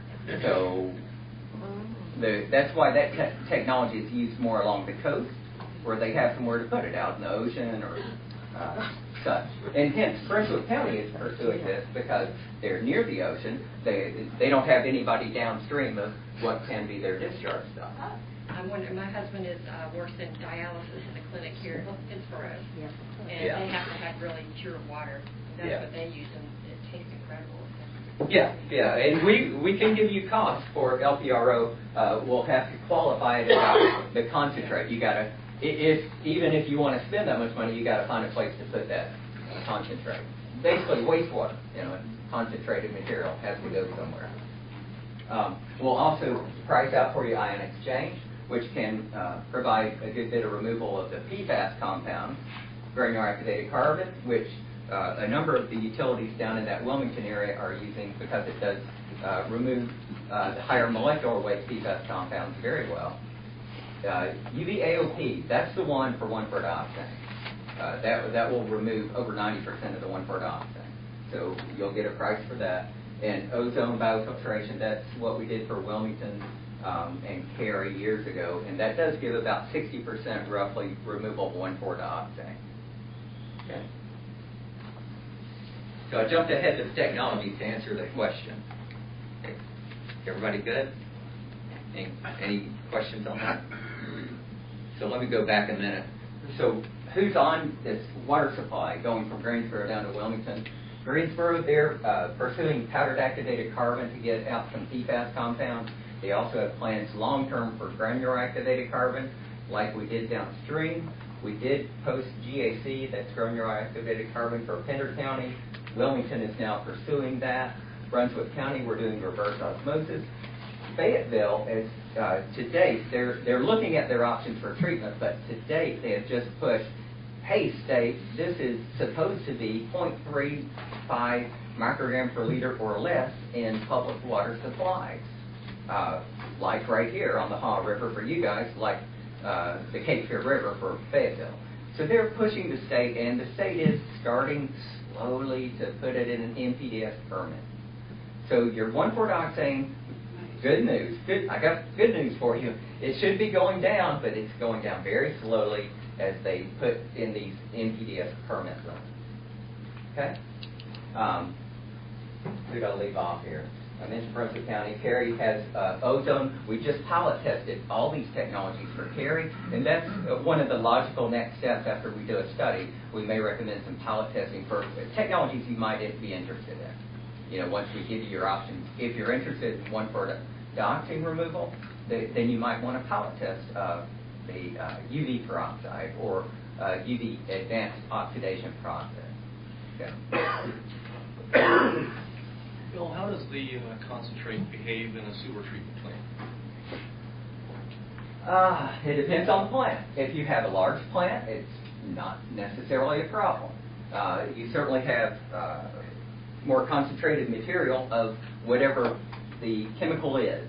So these PFAS compounds are not regulated for wastewater discharge, so it would not be a particular issue. But any wastewater plant, the guys operating the plant are going to be concerned about, hey, don't upset my bacteria. Wastewater plants, for the most part, are biological processes. So they would want, again, pilot testing, some sort of testing to assure them that you're not going to mess up their process. So some wastewater plants, it wouldn't be too big a deal. It would need a good bit of study and likely some testing. The biologicals removed? No, these PFAS compounds are very resistant to biodegradation because they're these long carbon chains. Reed was mentioned, not too technical on it, but with the fluoride all the way around, you know, so the bugs can't eat it very well at all. Similar 1,4-dioxane does not get removed by bugs very well at all. Bacteria do not decompose it very well. Okay.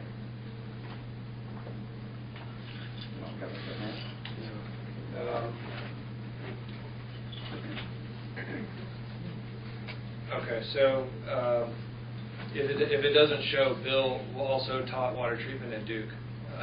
So he's quite a good player. If you have any follow-up questions about this, he's a resident expert within a couple states in every direction. Also taught some at UNC in case you have to lead into or biases. It's usually biases. Okay. So what are we proposing? So we're currently working on a planning study with the town, and we're looking at a couple of core questions. I think it's about 4 core questions that we're diving into. Emerging contaminants is one of those 4. And the question is, what are options and what direction do you recommend we go in? So we are just diving into that now. We're working with Detlef Kanapi on analyzing the data that's available. Fortunately, there is a lot of data, so we don't have any plans of collecting new data, more just pouring over an analysis on what existing data is already available. So in addition, what we recommend going forward is complete the current assignment, which is a desktop evaluation of what are the issues, what are the contaminants that need to be removed. And we know 1,4-dioxane, but is there anything else that shows up in the data that we need to be discussing? And what are the treatment options for that? So Bill talked about some of the likely technologies, activated carbon, reverse osmosis, ion exchange, all are on the table. They have different pros and cons. You know, unfortunately, this thing is, these type of questions are not a one-size-fits-all. In fact, in the Wilmington area, that was brought up a couple times, you have one plant adding reverse osmosis. It'll be the largest reverse osmosis application for emerging contaminants in the entire country for Brunswick County. 36 million gallons a day of reverse osmosis. For comparison, your plant is 2 million gallons a day. And then right across the river, Wilmington will be installing granular activated carbon, large concrete square basins filled with carbon that they'll run the water through. And the reasons they selected them were very different and mostly tied into what their goals were. And we can dive into that more. So what we're proposing is we finish this desktop evaluation, and then we return, after that's been finalized in a technical memorandum, we'll provide that to the town and return back here and give a presentation on what we found and answer questions and explain our recommendations. What's the timeline? We're going to need, I'm blanking on the date, but I believe it's about 5 weeks. Yes, I have a question. Can you go back to the other slide, please? Yes, ma'am. Thank you. The low pressure reverse osmosis, how many water treatment plants or cities have that? So low pressure reverse osmosis, which is very similar also to what's called nanofiltration, so I'd lump them in together. It's the same thing. They are very common in the U.S. In North Carolina, they're predominantly on the coast, within 50 miles of the coast.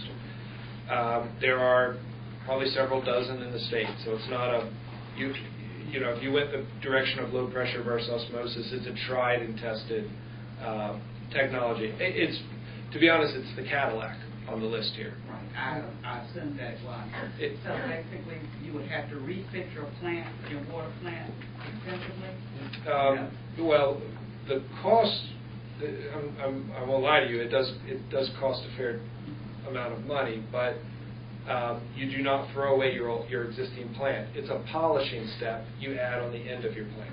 So you would continue operating your existing facilities to treat the water, and let's say it removes 95% or 99% of contaminants, but it's not hitting that 1% of emerging contaminants. The polishing step is going to focus in, whatever advanced technology you choose is going to focus in on that emerging contaminant and remove it, and I won't say fully remove it, about the only one on the list that you can get. Well, I'll wait till our technical memo to comment on first. But then what do you do with it after you contaminate that? What do you do with it after that? So they're all a little bit different. For ion exchange and activated carbon, you're adsorbing it. It is clinging. The contaminants are clinging to that media. And once that media kind of runs out of adsorption, which is basically the ability to hold on to it, you need to replace it. So you would have your carbon sent off, and they usually fire it in a kiln to destroy the chemicals that were on it, and you put new carbon. You go into the atmosphere then at that point? There are pros and cons to everything. That's right. That's a very keen observation. Reverse osmosis, as Bill mentioned, you're totally removing the emerging contaminants from the water, but you're going to have a little side stream, roughly about 10%.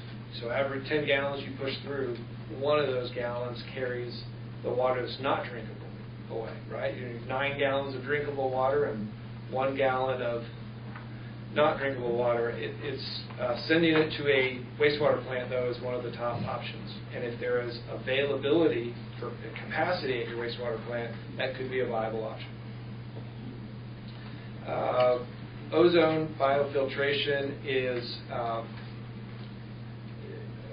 it's more of a combination of, usually you combine that with activated carbon. And UV is pretty neat. So UV stands for ultraviolet light. And so what you see here, this is a picture from Raleigh. One of Raleigh's, this is the Benton Water Plant, which is on the south side of Raleigh. And it's a 20 million gallon a day water plant. It actually uses ozone biofiltration as well. A lot of newer plants are built with advanced treatment from the get-go. That's just the direction we're going as our society is. Before these emerging contaminants come up, new plants like this one, which is less than 10 years old, has a UV step. So water is literally being pushed through a chamber that has light tubes that have a very high intensity light that is breaking down chemicals. We also inject, Bill mentioned peroxide, either peroxide or chlorine into the water right before it goes through the lamp, and it breaks down chemicals so that it can be removed after that. So UV and RO are going to be the best steps for 1,4-dioxane on this list. But they're not the best steps for some of the other contaminants that we're talking about. So that's why we want to take a holistic. It's usually reverse osmosis sometimes is a silver bullet, but none of the other ones are a silver bullet for everything. Any further questions, or are we ready to hear from Emily? I'm just wondering if you're also using the data that Duke has been collecting. Is that something you're going to have access to also? I don't think so. But I'll check on that. I know we have some of that data from Cary. That was Jordan Lake. I'm not up on Duke's data on the Haw River. I can provide the information, but Duke University's been collecting samples along the Haw and also from people's homes in Pittsburgh that came to our house. They were checking charcoal filtration systems in people's homes and comparing it to untreated. It was interesting, it's no different. Actually, Yeah. with a little water. Yeah, and that lines up with what we were saying, that activated carbon is not used for dioxane.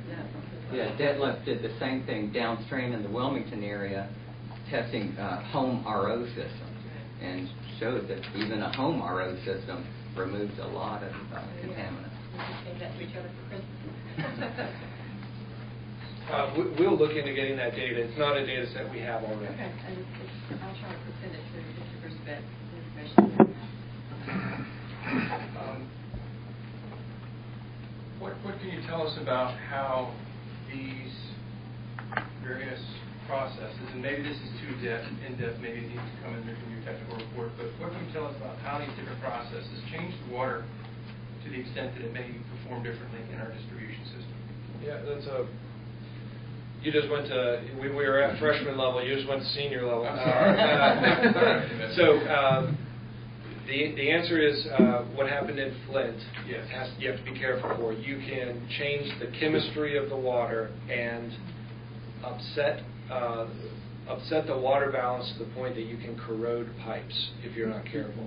So what happens is anytime you mess with the chemistry of your water, the state requires that you do a corrosion study. And you have to prove to the state you're not going to make the water more corrosive, which would lead to not in plastic pipes, but in metal pipes, sloughing off of material you don't want to slough off. Complicated. It is. Not because the state requires that. Yeah, is there any place that is using this concentrate, like in industrial manufacturing purposes instead of potable water? I don't know any off the bat, but I don't know why it couldn't be used. You would need a separate pipe network because you wouldn't want to put it in the same pipes. Right. So you would need an industry very close by your water plant that had a use for it. When we're talking about concentrate, I don't want to paint a picture that it's toxic water. If we put it in a glass, you wouldn't be able to tell the difference between it and drinking water because you can't see 1,4-dioxane, you can't see PFAS, and before the water, let's say hypothetically you add reverse osmosis to the end of your plant, so you now have a concentrate. Before the water even gets to the reverse osmosis step, it's already gone through your entire water treatment plant. So it's legally drinkable before it goes into the RO. So what's being concentrated are, it's the only thing left are these emerging contaminants. And they're going to be concentrated, so it's a concentrate of about 6 to 10 times. So if you had 10 parts per trillion of dioxane going in, you could concentrate it to 100. And 60 to 100 is about what reverse osmosis would do. Well, disinfection byproducts would still be in there as well, concentrated in half their RO system. That's right. They would be. That's correct. And you guys have brominated disinfection byproducts, and on one of these slides we listed bromide as one of the concerning contaminants. So yes, brominated disinfection byproducts would be concentrated. Yeah, Detlef seemed to be as concerned about bromide as he does about 1,4-dioxane. That's true. Yeah, and we're going to give you options on bromide. The ion exchange can remove bromide. Reverse osmosis removes bromide. So, is the bromide natural in the hall room? A lot of it's not. He indicated it was from an industrial usage in Reedsville or Rockingham, somewhere up there. Right. Yeah. So disinfection byproducts are formed. We have to chlorinate the water, right, to kill back, to disinfect it. Well, when we do that, sometimes the chlorine, the leftover chlorine that wasn't needed to kill the bacteria, reacts with other things like bromide and creates stuff we don't want in the water. All right. I got one question. This is just an old school question. Does water boiling take any of these contaminants out? Boiling the water? Like you hear, when towns have problems with the water, they tell everybody to boil it. That's to make it safe with respect to pathogens like viruses and bacteria. It does not remove most of this stuff. That said, he's talking about boil water. Boil it and drink the boiled water. But yes, distillation would remove quite a few of these contaminants. So distillation would be evaporating the water off. Taking the vapor and condensing it down. Right. So that brings me just to a final request. We don't need to go into it now, but if you can give us a general indication as to the energetic cost of operation of these options. Oh yeah, that'll be. You'll have O&M present work basically cost. So we'll have capital and O&M cost. Well, can you speak specifically to energetic? Oh yeah, How much yeah, energy sure, costs? sure. It'll be in. Yeah, sure. Very rough numbers. Very preliminary. Thank you. And Adam, as they complete their presentation, is this a group you are familiar with that you've worked with before, or did they respond to an RFQ, or what? CDM? Yeah. That was RFQ. There was selection by town staff. Just to reset some context with all this, this is a study that we had actually planned for a year or two now, as other communities would, to look at the long-term feasibility of existing and cost of future water treatment methods. And I think it presents us with an opportunity to take a look at some of the other unregulated chemicals that you guys have been talking about over the same period of time. And so I think the timing of the report is good.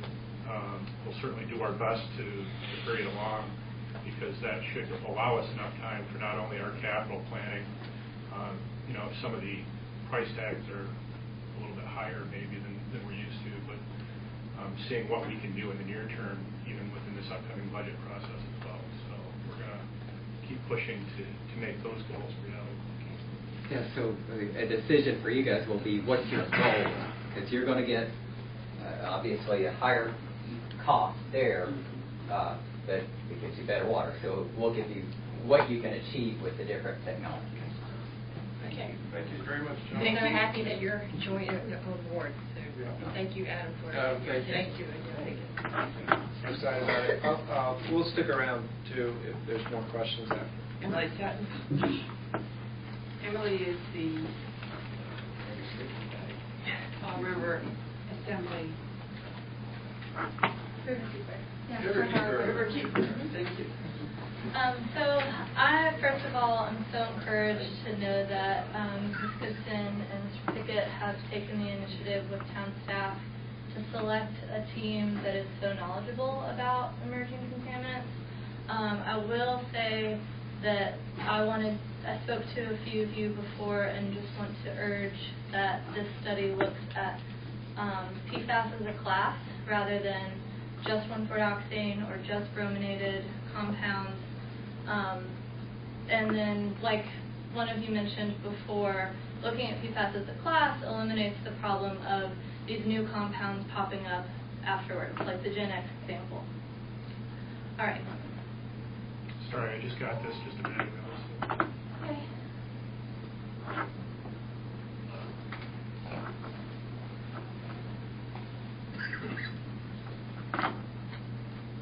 Great, thanks, Brian.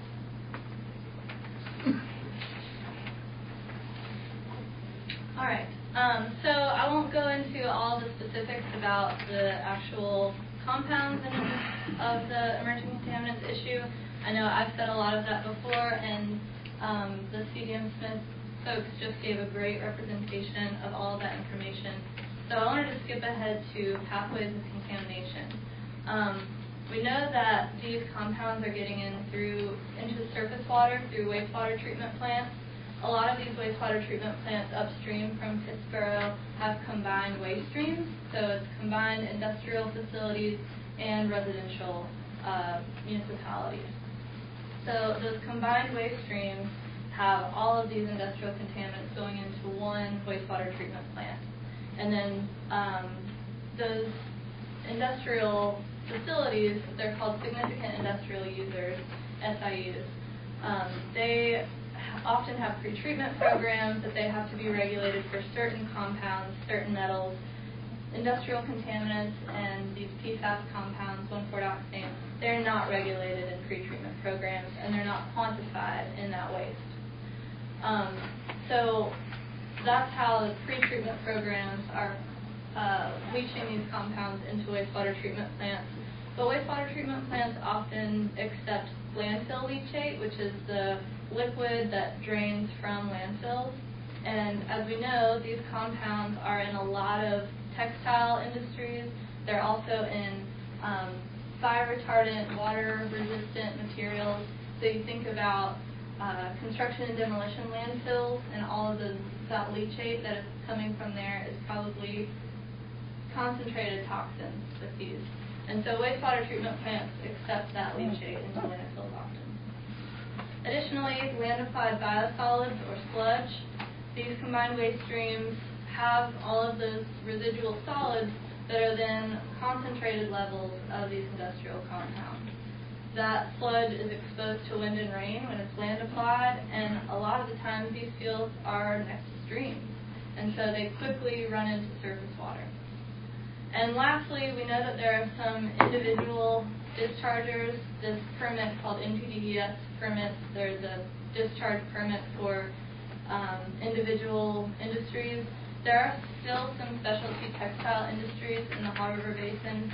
You all know that Guilford County and Alamance County and Chatham used to be very significant textile hubs in this area.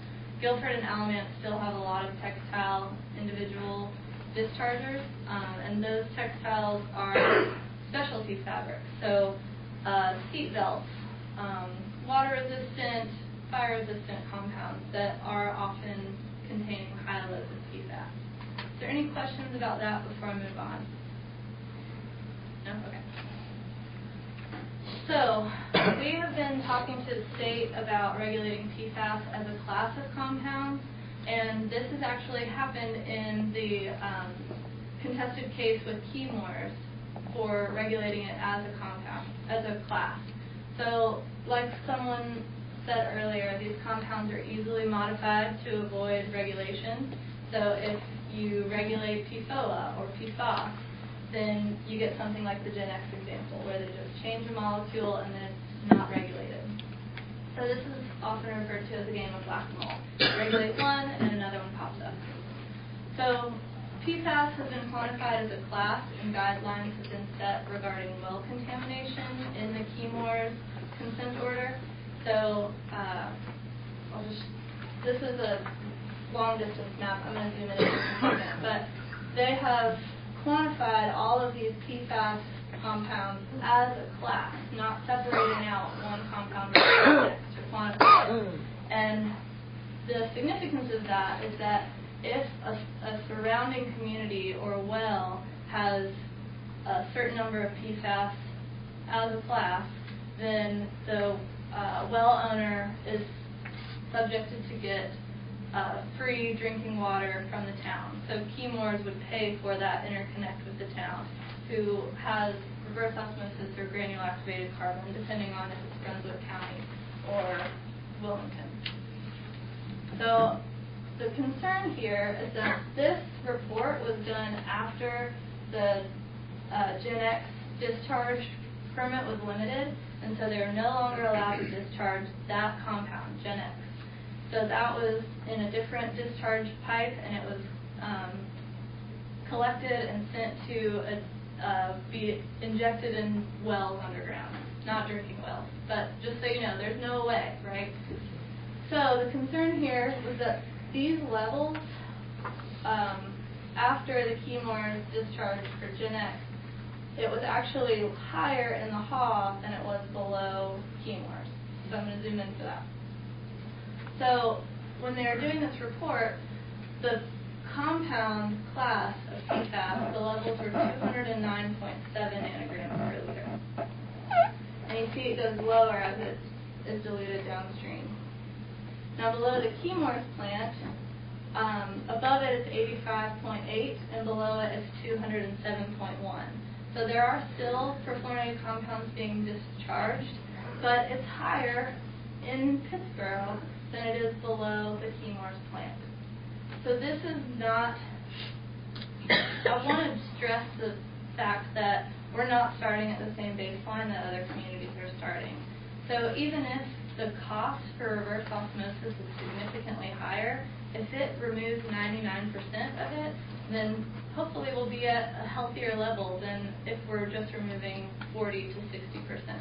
Because these numbers are so much higher than anywhere else in the state. So this is a sampling location or sampling map of the work that we've been doing, and I've made a note that I will supply all of that data to you all.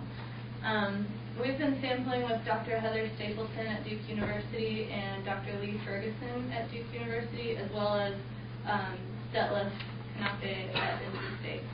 These blue locations are my sampling sites, and the red locations are suspected dischargers. So there's a lot of discharge locations in the Haw, so I limited this to textile industries and wastewater treatment plants that take waste from textile industries.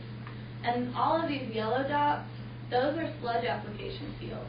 And I wanted to include that because a lot of the specific PFAS compounds that we're seeing are associated with biosolids or sludge.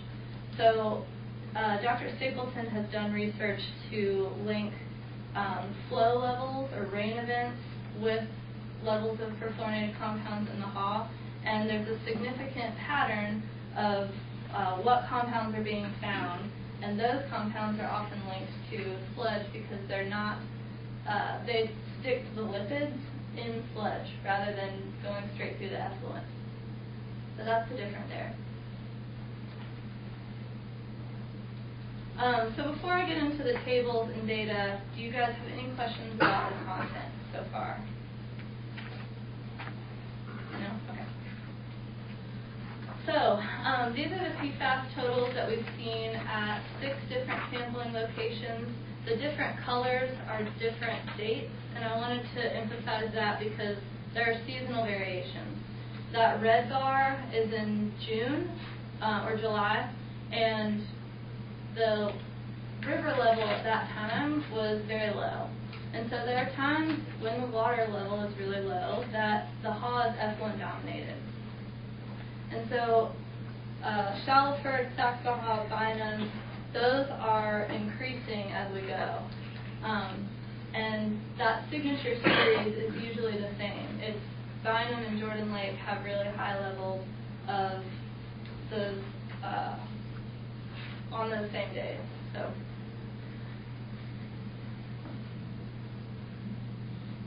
And this is the total compounds in the Haw, just in the raw water. So these are just 4 sampling locations that I've done. And you see that those 3, each color represents a different compound. So those 3 colors in Saxbahaw, Bynum, Shallowford, and Jordan, the red, green, and yellow are the same signature series that we see in each sample. And I've compared this to Dr. Stapleton's work. and she finds the same signature series not only in finished drinking water in Pittsburgh, but also in finished drinking water in Fuquay, in Apex, in Cary, other users in Jordan Lake. And so other drinking water sites like Owata, Dr. Stapleton has also done research on those finished drinking water, and they do have PFAS compounds. But this signature series of those 3 center red, yellow, and green, those are specific to the HAW.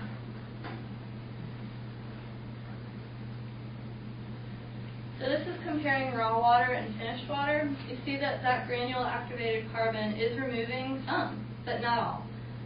Bynum and Pittsburgh are the first here, and so those there's a few that are still being minimized, but if we look at the combined total of everything that's still there in the finished drinking water, it's well over 400 micrograms per liter. And then this is just a snapshot of compounds that we detected directly below T.Z. Osborne, which is the wastewater treatment plant in Greensboro. So the total PFAS levels were over 100 micrograms per liter, just below the PFAS, or below T.Z. Osborne. So, we made some of these recommendations before.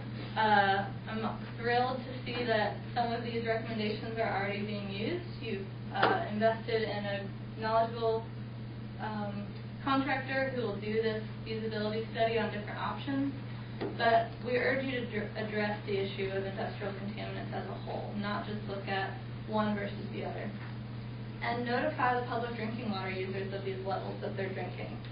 I mean, there's a lot of risk there, but the people need to know that this isn't safe and that you all are doing something about it or making steps to move towards doing something about it. A short-term solution that we discussed was establishing an interconnect with Chatham County to provide drinking water to Pittsburgh residents from Jordan Lake. Jordan Lake isn't perfect, but it's a heck of a lot better than the levels that we're seeing straight from the HAW. Reverse osmosis treatment system for the water supply. There's always that concern of the concentrate and what happens to that. I don't know the answers to that. I would not recommend it going in through a wastewater treatment plant because the wastewater treatment plants don't take it out for downstream users. So that leads me to the last recommendation. We can pressure upstream discharges to limit PFAS levels through their pre-treatment program, through their testing of biosolids before a land application, and by testing the leachate before accepting it into the waste stream. PFAS isn't regulated as a class of compounds yet at the state level, but DEQ does have the power to go ahead and put standards on drinking water supplies and public water supplies. Emily, how close is the state to implementing that kind of thing? Well, that's a great question. So we are meeting with them later this month to discuss all of these regulations, and we've been really careful about making recommendations that they can do without legislation and without approval from the Environmental Management Commission. And this slide is actually answering your question, so it's perfect. Good timing. So a lot of these requirements can be put on the permit holders to disclose what is there. Whether it's limiting it or not, it should be disclosed, because then when it is regulated, it'll be easier to see exactly what the problem is and where it's coming from. There are already third-party labs all over the basin that are popping up that can test for these specific compounds. Non-targeted sampling probably isn't feasible in the near future, but sampling for these specific compounds is. Setting water quality limit for PFAS as a class in the triennial review. The triennial review sets water quality limits for the state, and that review happens every 3 years in the triennial. So, like, I didn't catch your name. Reed. Like Reed said before, there is a way that 1,4-dioxane is regulated through public water supply, but not in surface water. And so the same could be done for PFAS as a class by setting a water quality limit in surface water. That will then lead to setting discharge limits as a class. So I just bring all of these points up to you all because there is momentum at the state level, and we'd love to have you all help write comments, talk to state legislators, talk to DEQ staff, and let them know that this is an issue, this is a concern. And you're right, the onus shouldn't be on the drinking water suppliers, it should be on the dischargers, because there's no away. So product substitution is something that industries are looking into, but they don't really have a lot of incentive because it's expensive. So I bring up all of these because there are ways that you can address this issue that isn't just Pittsburgh specific. And that is all I have for you. Do you have questions for me? I've got a question. You showed a slide maybe 5-6 slides back. And there's no further back. There you go. Okay. Saxapahaw has far less than vinyl. So something's happening between Saxapahaw and vinyl. Is that what that's telling us? Yeah. So Dr. Stapleton and I had the same concern. So it's one of two things. Either, the signature series is very similar there, that the yellow is much higher than the red and green, and so that was something that made her suspect that it could be something upstream that was just, she called it a slug, that like a concentrated level that goes through all at once. There isn't ambient monitoring, so there's not ongoing monitoring for these sites, for these compounds. So if a discharger discharges at 2 p.m. on a Saturday and we don't sample until Monday morning, then we might catch that in Bynum rather than in Shallowford. And so that's why we've been doing this ongoing monitoring to try to really capture the whole picture. So we monitor with her at least once a month. And so that data is kind of slow to come back because it takes a while, but I'm happy to share that with you all when we get it. So that is the June 27th date, the sample date for all 4 of those? For all 4 of these, right. Oh, and the other possible thing here is that there's a landfill in Saxapahaw, and there's a lot of sludge fields between here and there. And a lot of these compounds are the ones that are, or those red, yellow, and green, are the ones that tend to stick to the biosolids or sludge. So 2 potential reasons there. Good question. Those numbers go up too after a rain event, like a heavy rain event. Right, and there's others that go down drastically because of the dilution factor. And so the sludge gets one, the sludge gets washed into the rivers. For that date, were all samples taken at the same time? They were taken from the time that it took me to drive to one to the next. So. Okay, got it. Yeah. Any other questions, Emily?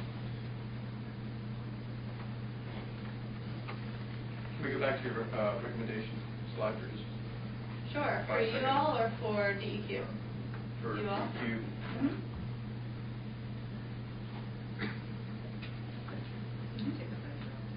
Could you go back to the one for Pittsburgh? Did you share it? I did. Okay, Yeah. you did. Well, actually, I sent it. Yes, I will. Okay. Mm-hmm.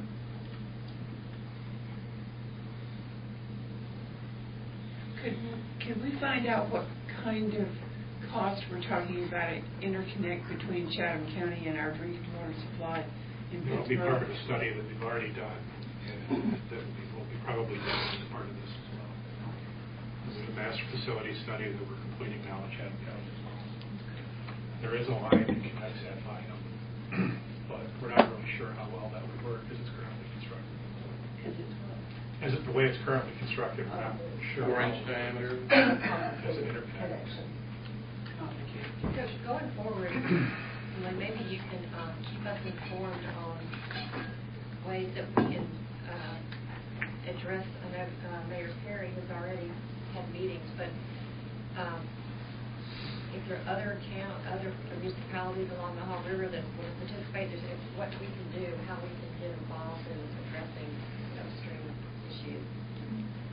have ideas specifically that we could do. Yeah, as discharge permits come up, that's the time to comment, and 2 of them come up this year for wastewater treatment. So I'll ask you to do a favor. Thank you all. Thank you very much. Thank you, Emma. All right. Our next agenda item is the UDO update. Jeff Jones will be speaking to us about that to set a workshop date. Yes, Mayor. Thank you, members of the board. Really, tonight is to set that workshop that we all agreed to in December.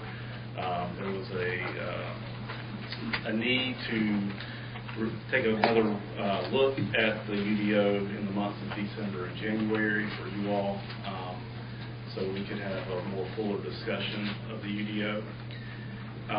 As a part of my update to you all in the memo, I shared with you that staff and Clarion, our consultant on the UDO, mutually agreed to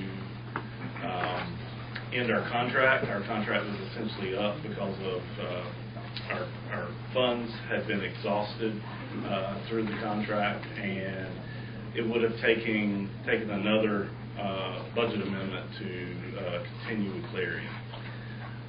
At this time, I had heard enough from you all and the public and my own feelings to feel like it was inappropriate to move in a different direction than with Clarion.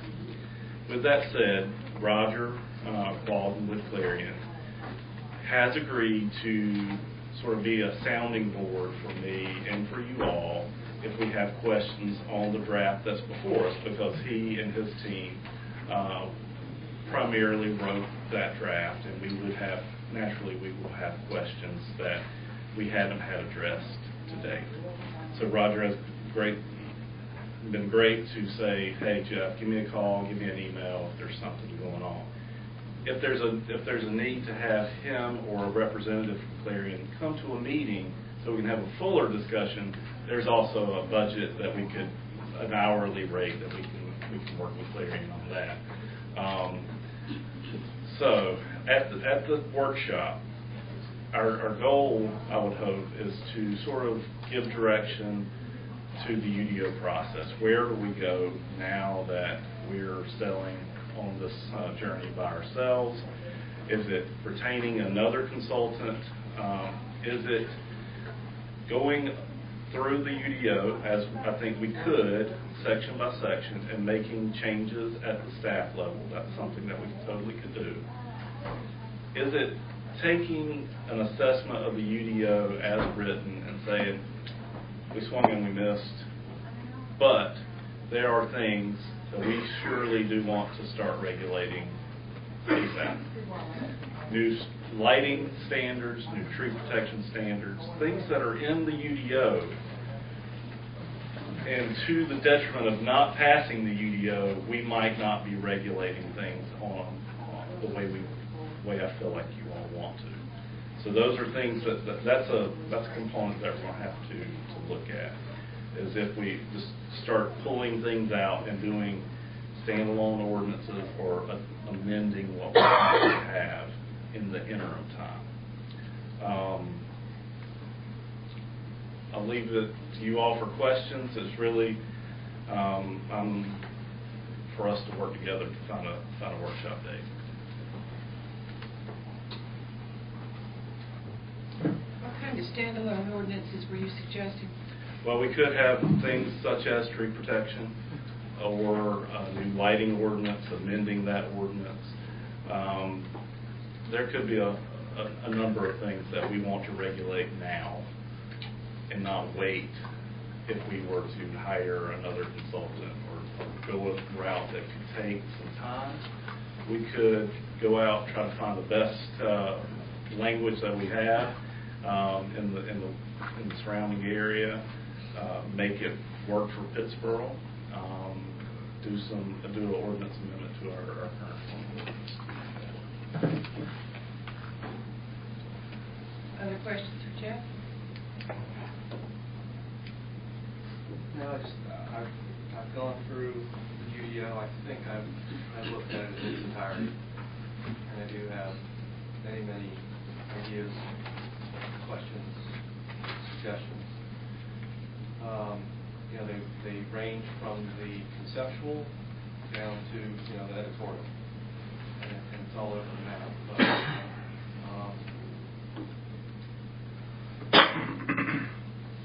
it has, I don't think it has the material in it today, or the way it's composed today, that produces this role that I've heard us state we want. And so in that regard, I'd like to think there's enough clay there that we can remold it and work with it. So I'm not ready to kick it down the street yet and start over. Right. But I think it's a pretty substantial lift, really. Yeah, I know two sections of concern. One being voiced tonight, which was the Natural Resources Overlay District, and the tree protection section that we really worked on in December. Those two sections in particular. Those are really the newest regulated items in Pittsboro under the new UDO. And if those two sections, while we want to strive to do something there, if we can agree that those need more work and we can pull those out, we could continue to work on those as we adopt something, a UDO light, we'll say, and move, and maybe it's not as much lifting beyond that. I don't know what your comments are as to the other sections, but maybe those other sections are things that we can clean up quicker. Well, I will be prepared to share all of my thoughts and observations. Okay. Do you think you might be able to do that prior to the workshop? I don't know when we're going to schedule it, but it might be helpful. Okay. Great.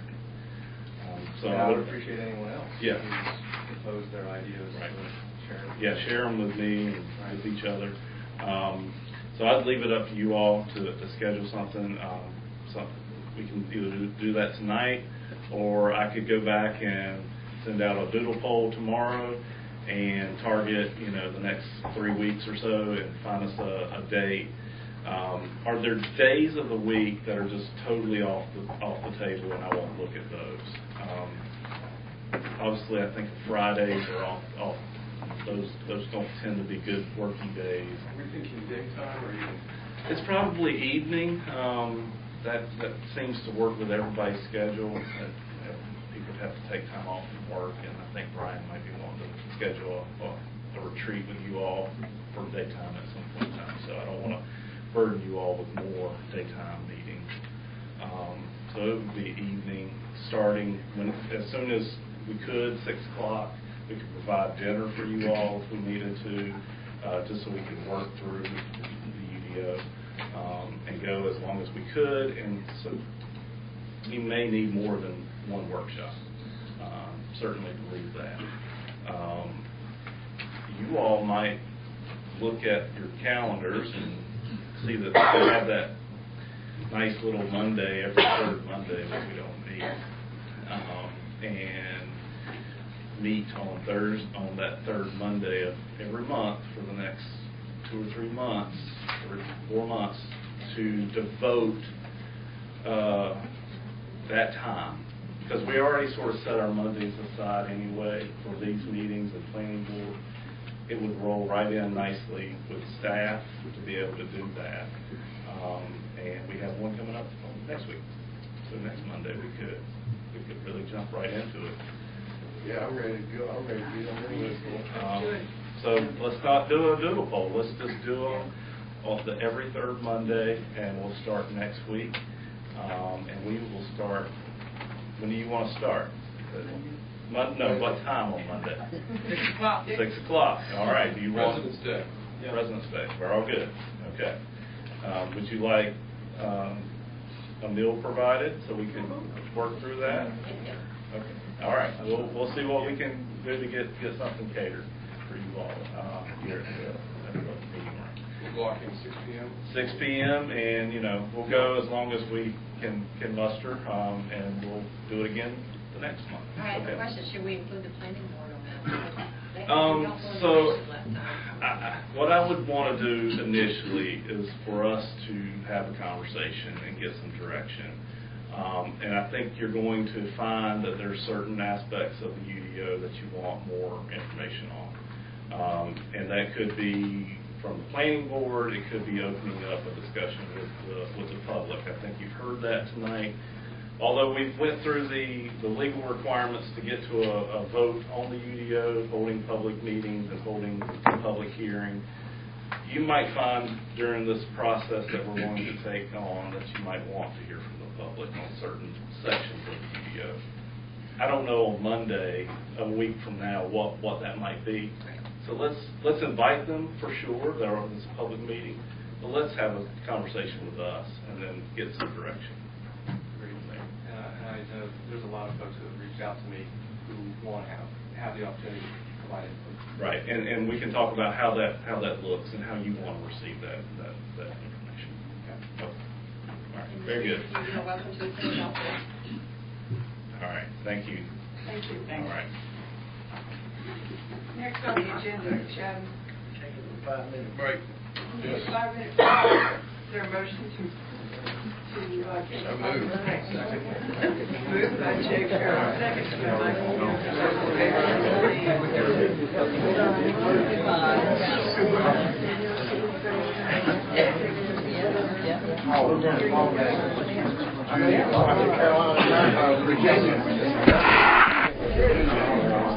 Carolina was ahead. Second half, not true. Oh, yeah. I was going to look at you. Thank you.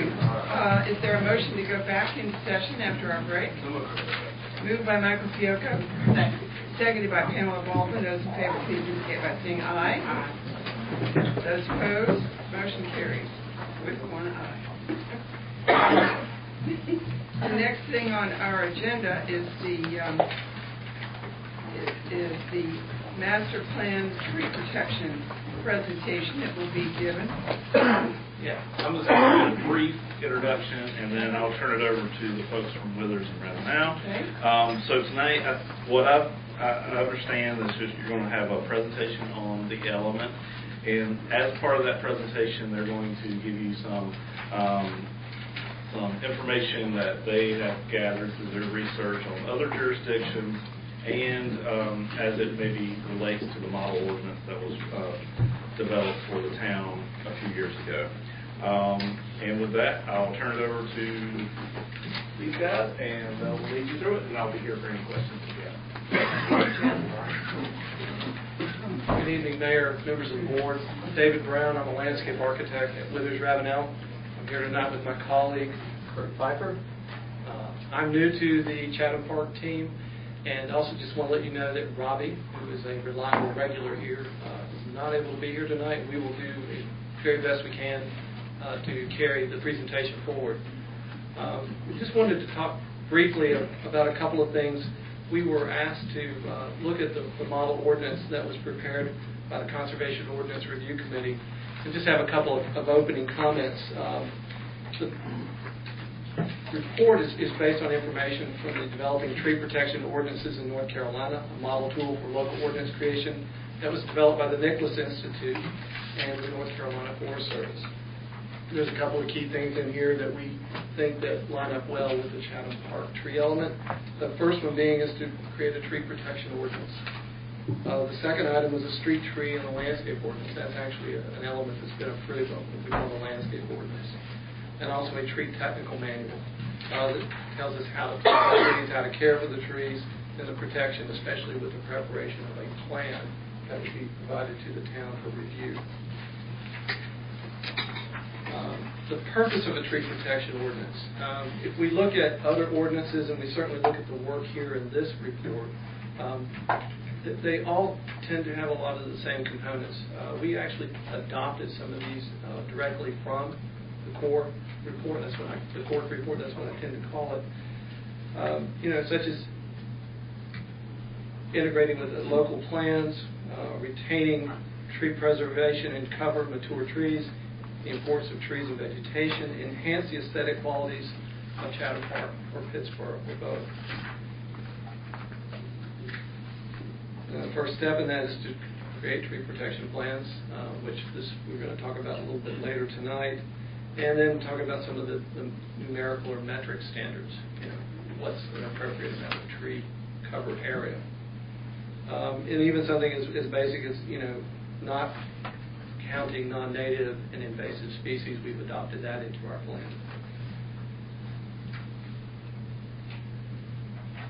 We may come back to some incentives.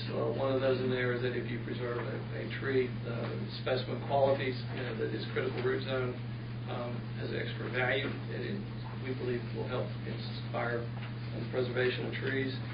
And even some of the more, I think, mundane things that you see, such as critical root zone. It's how much root zone for a tree of a certain size, defining specimen trees, which we've done. And it talks even a little further about more of those incentives, which we'll get to a little later. And even the size of trees, the minimum size of trees, 2-inch caliber, we've adopted that. So with that said, one of the things we also want to talk about, some of the inspiration that was mentioned in Jeff's opening remarks, that other ordinances were studied. I think in my career I probably worked on 10 to 12, I've worked in ordinances with tree coverage area ordinances, at least 10, maybe 12 of those. Many years ago, back in antediluvian times, this was about 2002, I live in Raleigh. Mayor Charles Meeker, recently elected, established a citizen task force to create a tree ordinance. It took us a long time. There's been some talk about don't rush it. I will endorse that. It takes a lot longer than you think to write one of these ordinances. As a veteran of that, that's one of the reasons why Robbie and Kurt invited me to this meeting tonight, having been on the other side of that equation. And I think one of the things we also want to talk about is the other ordinances that we looked at. We didn't want to go back and just reinvent the wheel. There's a lot of wisdom that if you look at what other municipalities, towns, and cities have done and try and bring some of that knowledge and information forward. Trying to give Kurt a chance to talk because I tend to go on too long. But let's see if this thing...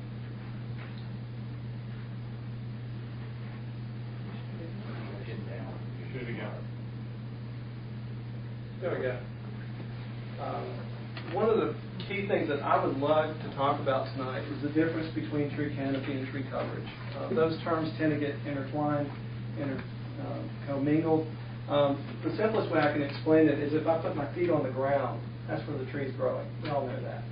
And when I spread my arms out, that's tree canopy. The spread of the branches, the leaves, the twigs, the trees. And tree coverage is the ground area that the tree is living in, and where the roots are living. We're going to spend a little bit more time talking about that tonight. And I hate reading from slides, but this one's important. I want to read this definition from the USDA Forest Service. A tree canopy refers to the layer of tree leaves, branches, and stems that provide tree coverage of the ground when viewed from above. This is a portion of the tree that lies above ground and is formed by the collection of individual tree crowns.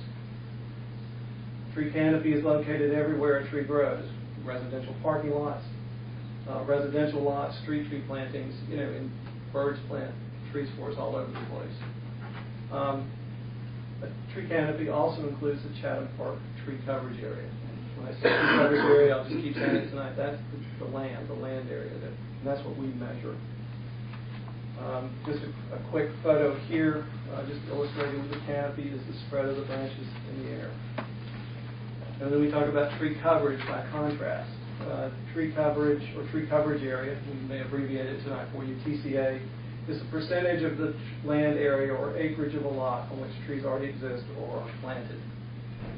This is a term we measure in the element. It's, think about it, it's something that we can quantify on the ground with a survey. We can delineate it, we can mark it off, we can set it aside in a plat. So that's what we talk about. Tree coverage is land. In Chatham Park, TCA may be located in a residential subdivision common areas, non-residential lots, open space, riparian buffers, stream buffers, vegetative setbacks, street communities, floodway, and floodplains. Outside of those vegetative setbacks or buffers, trees on residential lots are not utilized for TCA credits, and I think that's important. Certainly we can put trees on residential lots, but we don't use them to create toward our credit, toward the requirement. In our experience in looking at other ordinances, those trees are very hard to regulate.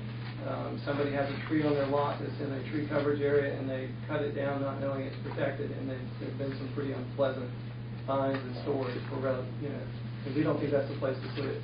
We also think by grouping those trees in the residential areas on what we call common open space, they're owned by the property owner association.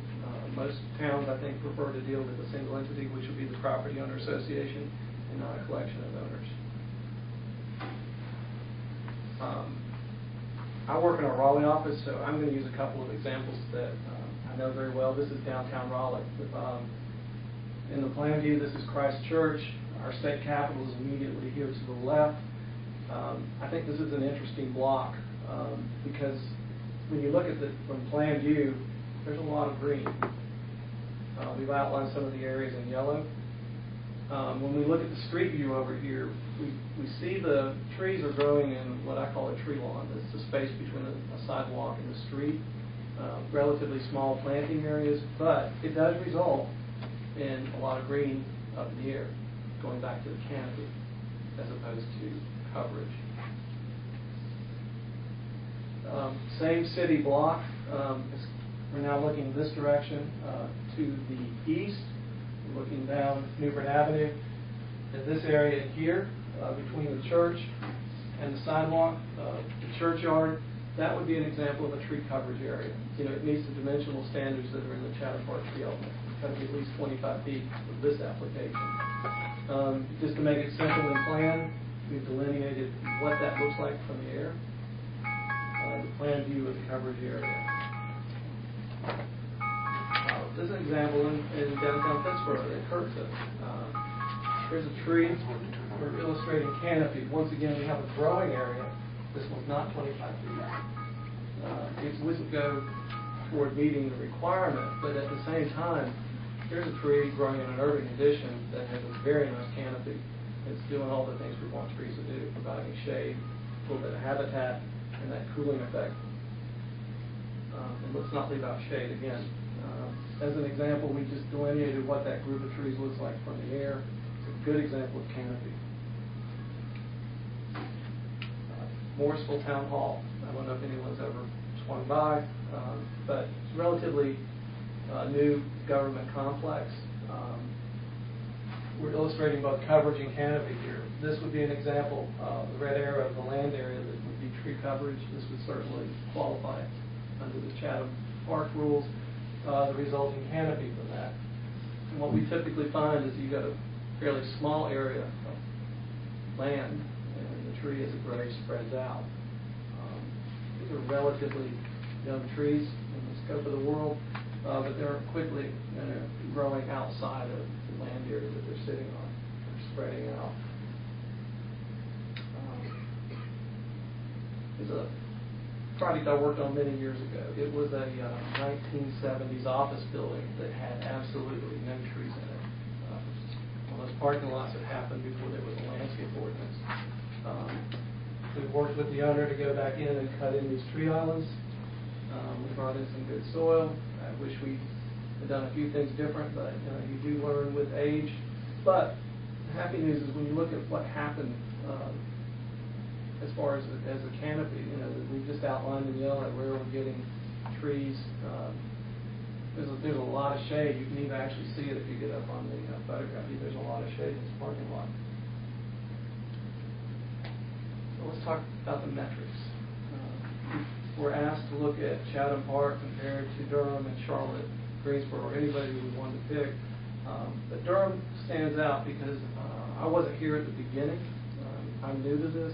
But I understand that Durham was seen as a very good ordinance to look at for inspiration.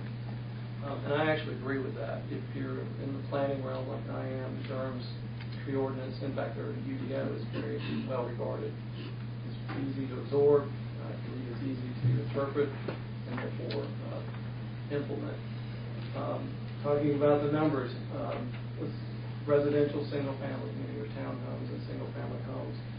Chatham Park is 20%, Durham is 20%, Charlotte is 10%. And once again, we're talking about the land area that's set aside. I'm not talking about the canopy yet. This was on the ground. Non-residential, mixed use, what we call an activity center, 10%, 10% matching Durham. Charlotte's 15% here. It's kind of an interesting mix here. It's a little bit inverted for what you see on a lot of other ordinances. I haven't talked much about Greensboro, but they regulate tree cover area based on the lot size, not so much by land use.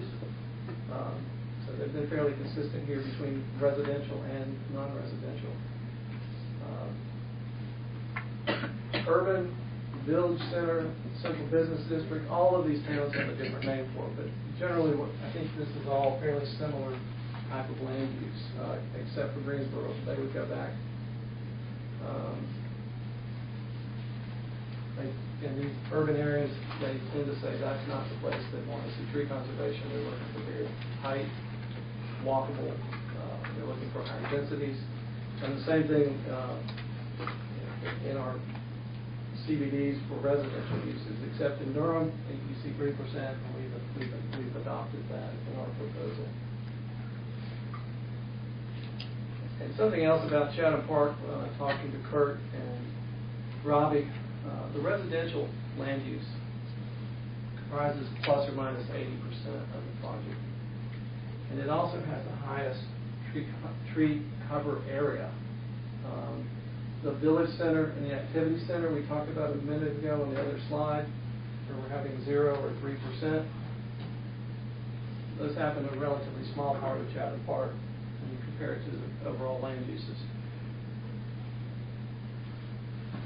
Kurt, you may want to come up here and coach me on this a little bit, because I think you were involved in this.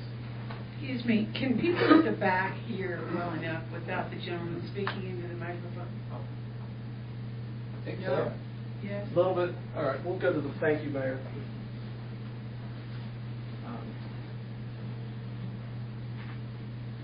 Based on the graphics you see, this was a study that we completed. I think it was back, I would say, summer of 2018.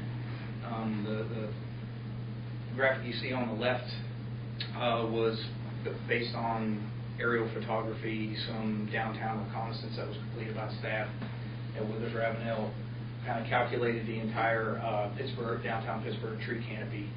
And with the dark green shading that you see there, those would be areas excluded from the tree protection, Chatham Park tree protection ordinance, but contribute to the canopy.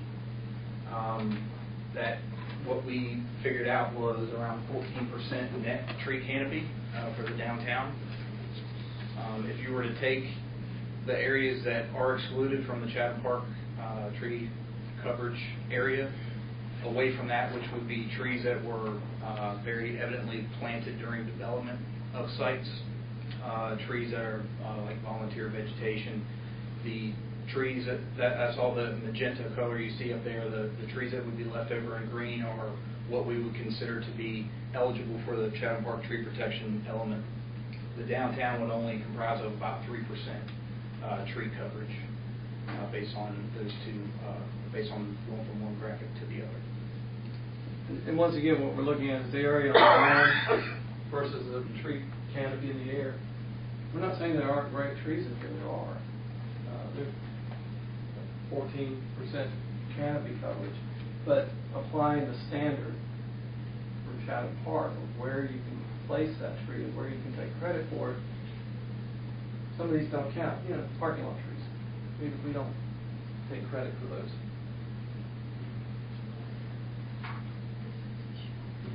I feel the need to interject here because I think that illustration doesn't persuade me in any way, because I don't see anything in Chatham Park's small area plans or any projects that I've seen so far that resemble the density of a downtown Pittsburgh. So.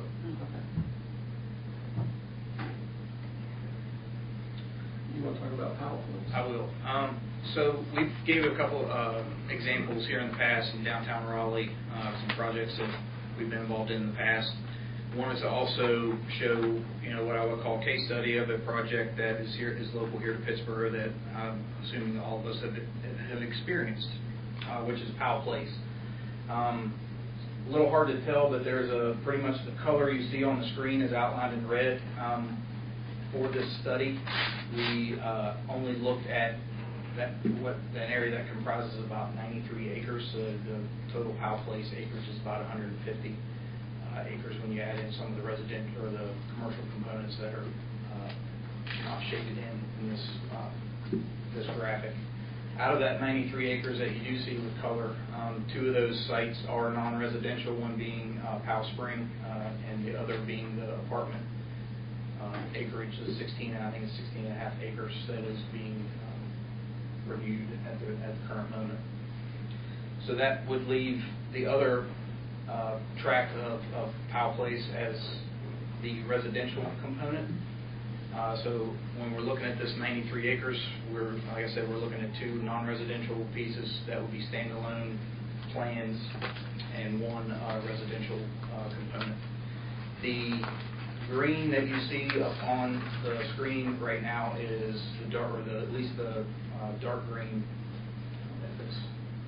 The darker green is proposed vegetation that was either replanted in areas of disturbance or street tree / parking lot canopy trees.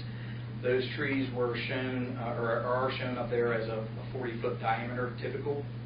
So we're basing this on final build out and maturity of the project.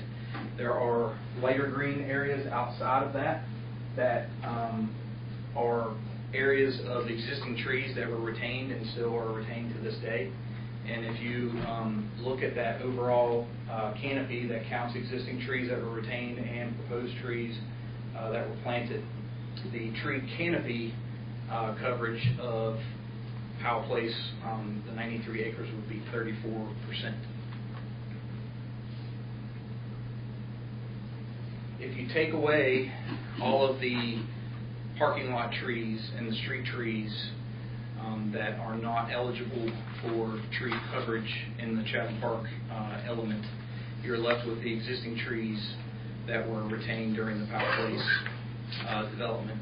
And as you can see, a lot of that green area has gone away. What is left is only about 12% would be eligible in the Chatham Park element as tree coverage and not necessarily canopy.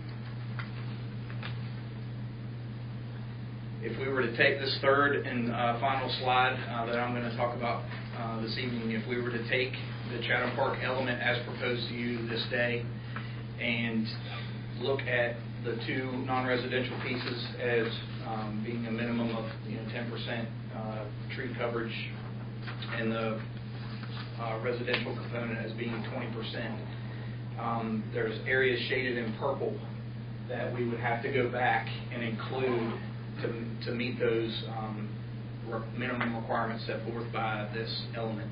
And as you can see, will be a large buffer required along 64, the bypass, and then the other areas are pretty much buffers to neighboring properties that would eliminate up to 25 detached residential lots and potentially up to 12 to 16 of the townhomes that are out there. So you can see it would be a considerable hit to the amount of, or the actual density of the project.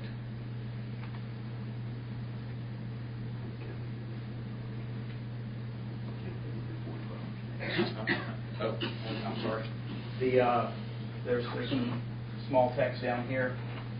What we're talking about is the tree coverage would end up averaging out to be 21% based on the Chatham Park element. But the actual tree canopy, when you add in all of the preservation and then the proposed plants for all that, would end up being 30. Powell Place would be 31 or 34% is what I said, 31 acres. But adding back in the additional area to meet the tree element, we would be looking at about 42 acres or 45% of the land area that would be covered with tree canopy. Someday. I live in Palisades, and to me, one of the issues there is that there are very, like my yard, I have a big yard, but there are no existing trees. I mean, all the trees, I've been there for 10 years, and they're just now getting to the place where they're going out over the street. So that's the problem when they cut down most of the trees, and now it's been years, and they're just now beginning, to become significant trees.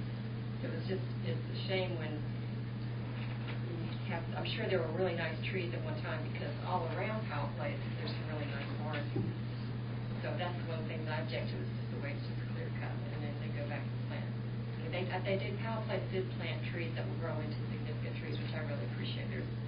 There'll be nice big shade trees, but it just takes so long to get to the place.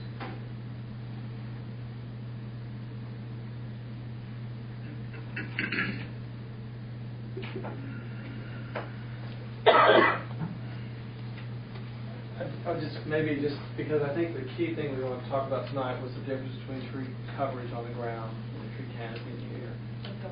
Okay. Any further questions?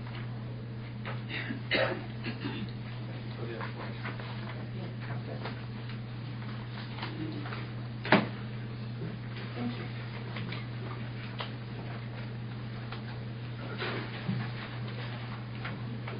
Next item on our agenda is the new town hall project.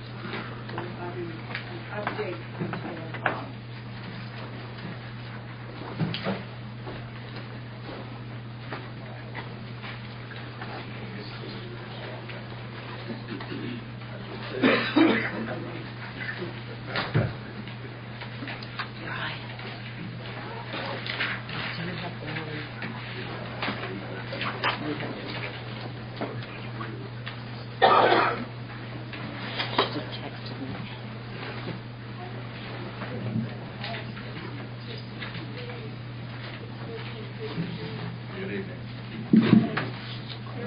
Getting late, I think I'll try to be rather quick tonight in the interest of time.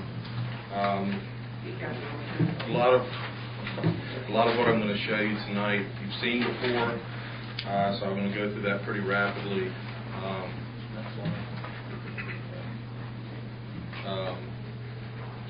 Really two items that I'm here for tonight. Construction budget approval and then the design scope approval. My goal is to, after tonight, finalize a design proposal and hopefully come back before you all in your next meeting to discuss that. But I need to dial in the scope so that my consultants understand the scope of work and can give an appropriate proposal. Very quickly, the aerial view, we all know, if you've not been by there, we have the construction fence for the demo project up. Notice to proceed is the 18th, which I guess next Monday. As Mr. Bruceback said, we have a pre-construction meeting tomorrow at 3, so things are happening. We do have some information on the concrete slab, should you want to discuss that later, but things are moving. You should see a lot of activity starting next week. Related to, this is all information in the report that has been distributed to you all. This is the site plan with Hank Street to the north, Salisbury Street to the south. 3 basic elements to the site plan. One is a parking deck of around 145 spaces. We have a building footprint of roughly 10,000 square feet, up to 4 floors. So we're right a little north of 40,000 square feet for the building, and then we have an entry plaza along Salisbury Street with entry to a lower level parking area off Salisbury Street. A little zoom in to the Salisbury Street with the public plaza. You can see an entrance into the main level off of Salisbury through a public plaza into a public lobby where the town hall chamber will be, and that's approximately 200 people in the gallery. As I said, 4 levels. Right now, we plan for the town to be on the 1st and 3rd floors with Chatham County space available on the 2nd and 4th floors. All the programming information is in the report that you have received. But again, a split between 2 floors for the town, 2 floors for the county. Right now, it's the Board of Elections on the 2nd floor and the Health Department offices on the upper level.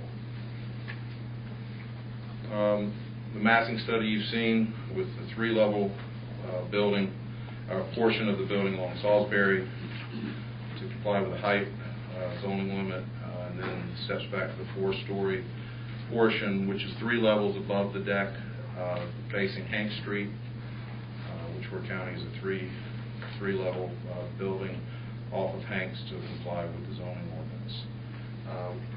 We performed some, along with massing, some elevation studies, starting to think about the architectural language. We've looked at precedent studies in previous meetings. So we have a good grasp on the project at large, and we're ready to begin design and earnest. And what I'm here tonight to discuss is the construction budget and the design scope. The construction budget totals $15 million, about $15,100,000, which includes a number of bid alternates or design options, and these are listed here. A lot of these, I think, need to be included, and we'll bid them as alternates, although I think we're going to want them, such as the card reader, security system, AV system, roof terrace, which we talked about on the 4th level. We'd like to look at more rather than less precast concrete on some parts of the building. We think we can bid the millwork at an alternate level for an increased millwork package in the offices, but the ones on the left are ones that want to make sure that you understand these are in the budget of $15,123,000. I just want you to understand that these are included in that. We have included a lead, this being a lead project. The counties has a policy of a lead silver minimum. That's sort of what this budget's based on. We can go higher, you can go certified, but just so you know, we're thinking lead silver. It does include a building generator. It includes a fire pump and tank. It includes site irrigation. And although we are totally impervious and don't have to retain water, we're including an underground stormwater tank in the site. So those are included in, if I go backwards, yes, in this budget. So that's really, that's the majority of the presentation. I'm just looking for an approval on the construction budget. And in your packets, or in the report, you can see the gross budget is including everything beyond just construction. We're somewhere between 18 and 19 million. But for today, we're just looking for approval on the construction budget as presented here. And that figure includes all those add-ons? It does. You can see right there, we have about a little over $1 million allocated for those alternates shown on the other page. So it's, even though they'll be bid that way, I think you're going to want all of those. It's just, they're listed as alternates as a form of budget control. And we will update this budget. If this gets approved, we get the design proposal approved, we will update the budget at each phase, schematic design, design development, construction documents. So this budget keeps getting refined, but we have to start with something so we know what our target is. Well, I have a couple of observations. Did you go to the ad alternate or the bid alternate list? One of the things that I've thought about on this project for some time is knowing the pressure and water supply conditions in downtown is, putting a fire pump and tank into the project so we can get fire protection up 4 stories. I would like for this project to explore not using a fire pump and tank locally to the site, but improving the water system around the site. That would be 3 streets where we could improve the size. Unfortunately, I think we did 12 by 6 stubs down the side streets. I'm sure we want to be an 8-inch. An 8-inch would be great. But if we could get back into the road, do a 12 by 8 and circle the project, we would not only provide, I think, and we have to look into this, will provide the fire protection needs of this building, but also adjoining properties. And if I think we get a lot more bang for our buck in spending that public money in that way. So if we could also look into that as we go through this process, obviously we've got to have it. And if that could be, we can look into that. If it can be traded out or changed, we can adjust that in one of the next phases. The other thing I think about the stormwater thing, I don't know if in what you're thinking includes a sand filter or whether that's just a detention device. But I think I would like to know that we're doing what we can to remove the pollutants associated with the impervious surface, and that would take a sand filter. It's just a dual chamber device, a little bit more expensive than just a flat out detention device, but I'll verify that. I think it would be appropriate. The other thing is, I think we want it to look really nice. So I'm curious, how do you gauge whether the additional millwork is worth it or not? Would you have something to say that this would be the millwork if we didn't have this ad alternate, and this would be the millwork if we did? Right. That pertains mainly to millwork in individual offices. It's not in the public spaces.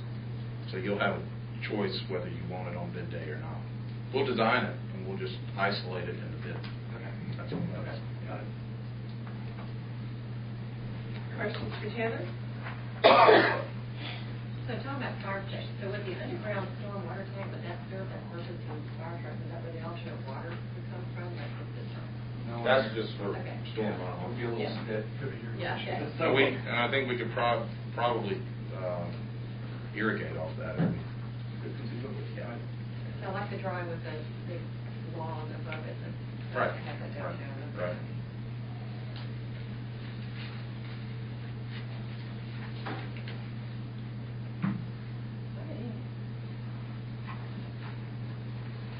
Further questions? Motion to approve.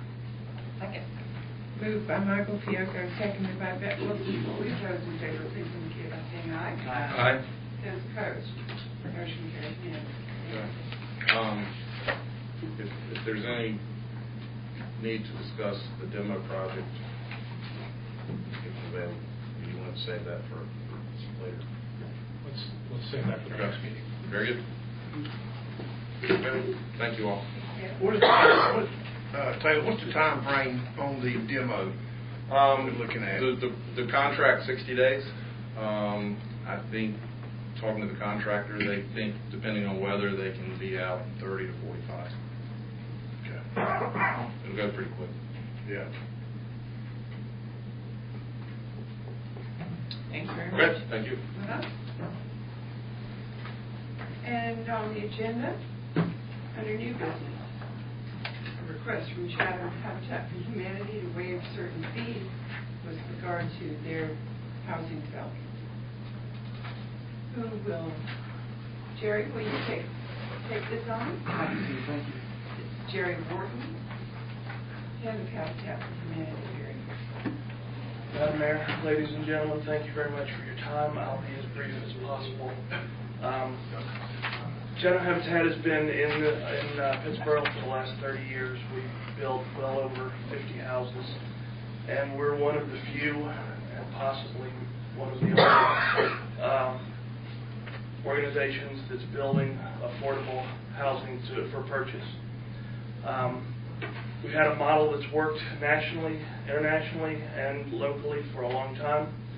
and that model has gotten us to the point where we've been able to build countywide. We're working on number 137 now. We just brought a brand new family to our great town this past Saturday. They moved into one of the houses behind the old Piggly Wiggly.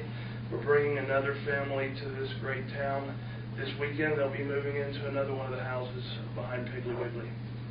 I mentioned the property behind Piggly Wiggly. About 4.5 years ago, Chatham Habitat made a significant investment in Pittsboro by purchasing 27 acres behind Piggly Wiggly, and it was to the tune of what was then a very modest price of close to $800,000. A significant investment for an organization our size, but it was the right place, the right time, and we couldn't wait any longer to invest that kind of money in Pittsboro. I say it's the right place. The walkability is very important with affordable housing, and you don't have much better walkability in Pittsboro than you're in the middle of town in 5 minutes. You've got, well, now one grocery store, you've got Dollar General store, you've got PTA thrift store. It was the perfect spot for good affordable housing, and we invested in that based on that fact. 3 years ago, we sold a house in that community. It was a 3-bedroom house, and it was appraised for $120,000, and we sell at appraised value. The house that I just spoke of that the family went into this past weekend, 3 years later, 100 yards down the road, we went from $120,000 to $175,000 appraised cost. You're getting very close to the edge of affordable housing there in anybody's book. We promise our folks when they come in that we'll sell them a house for between 20 and 30% of their gross income. We're having to stretch the 20 and 25 and 30-year mortgages out to 33 years to make that affordable, and now we're even having to go to what we call a soft second mortgage, where we take what they can afford to put in the first mortgage, and then we take a second mortgage, set it aside, and we recover that money if the house is sold.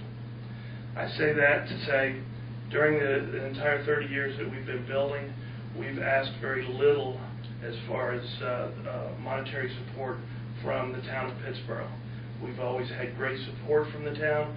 I think every one of you, if not every one of you, most of you have been up on a porch at one time giving away a key or Bible to one of the new families here.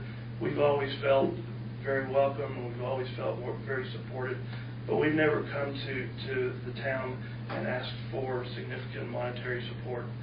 In order for our model to continue to work and for us to build out this community that's going to make a very nice community for affordable housing for the town of Pittsboro, we're having to come to the town now and see if there's ways to explore options of waiving or reimbursing fees.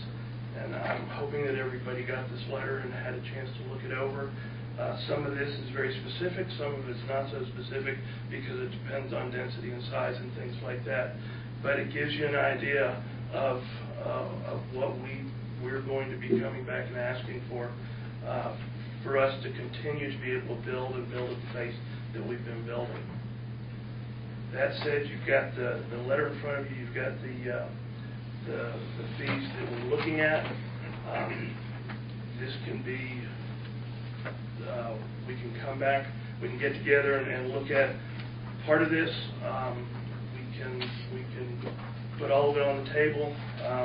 Basically, just waiving a lot of fees that will help us to, with that, not having to spend that money, it will help us to be able to invest in more houses sooner. That's my 50-cent presentation due to the lateness of the hour. Thank you, Jerry. Are there questions from the board? I do have one question. And it might be for Jeff. I might know better. All right. We've got 2 review fees. Well, we've got stormwater discharge application review fees. $4,275. Okay. And we have a stormwater discharge permit fee, $4,275. Yeah. I'm just curious, are they the same? It's a total fee that part of it's due at review and So part is it's due at... $8,550. budget. I'm glad Jeff was here for that one. Yeah. Look, that's a fault. Question?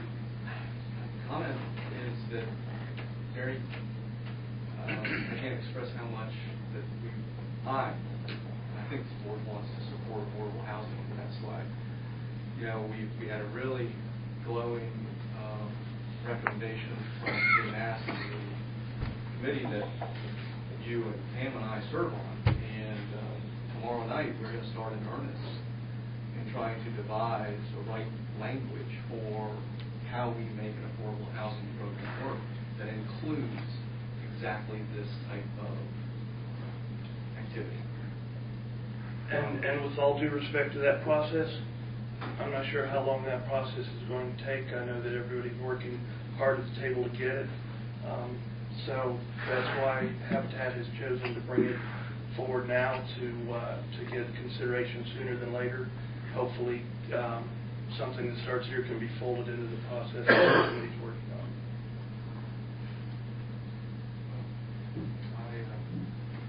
I hear what you're saying, and I'm very supportive, but honestly, I think you should take the time to create the system.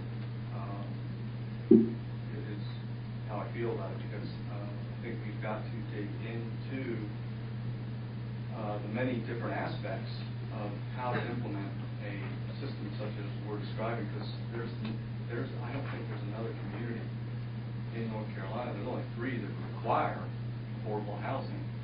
And we're taking a completely different tack where we're not using any stick at all.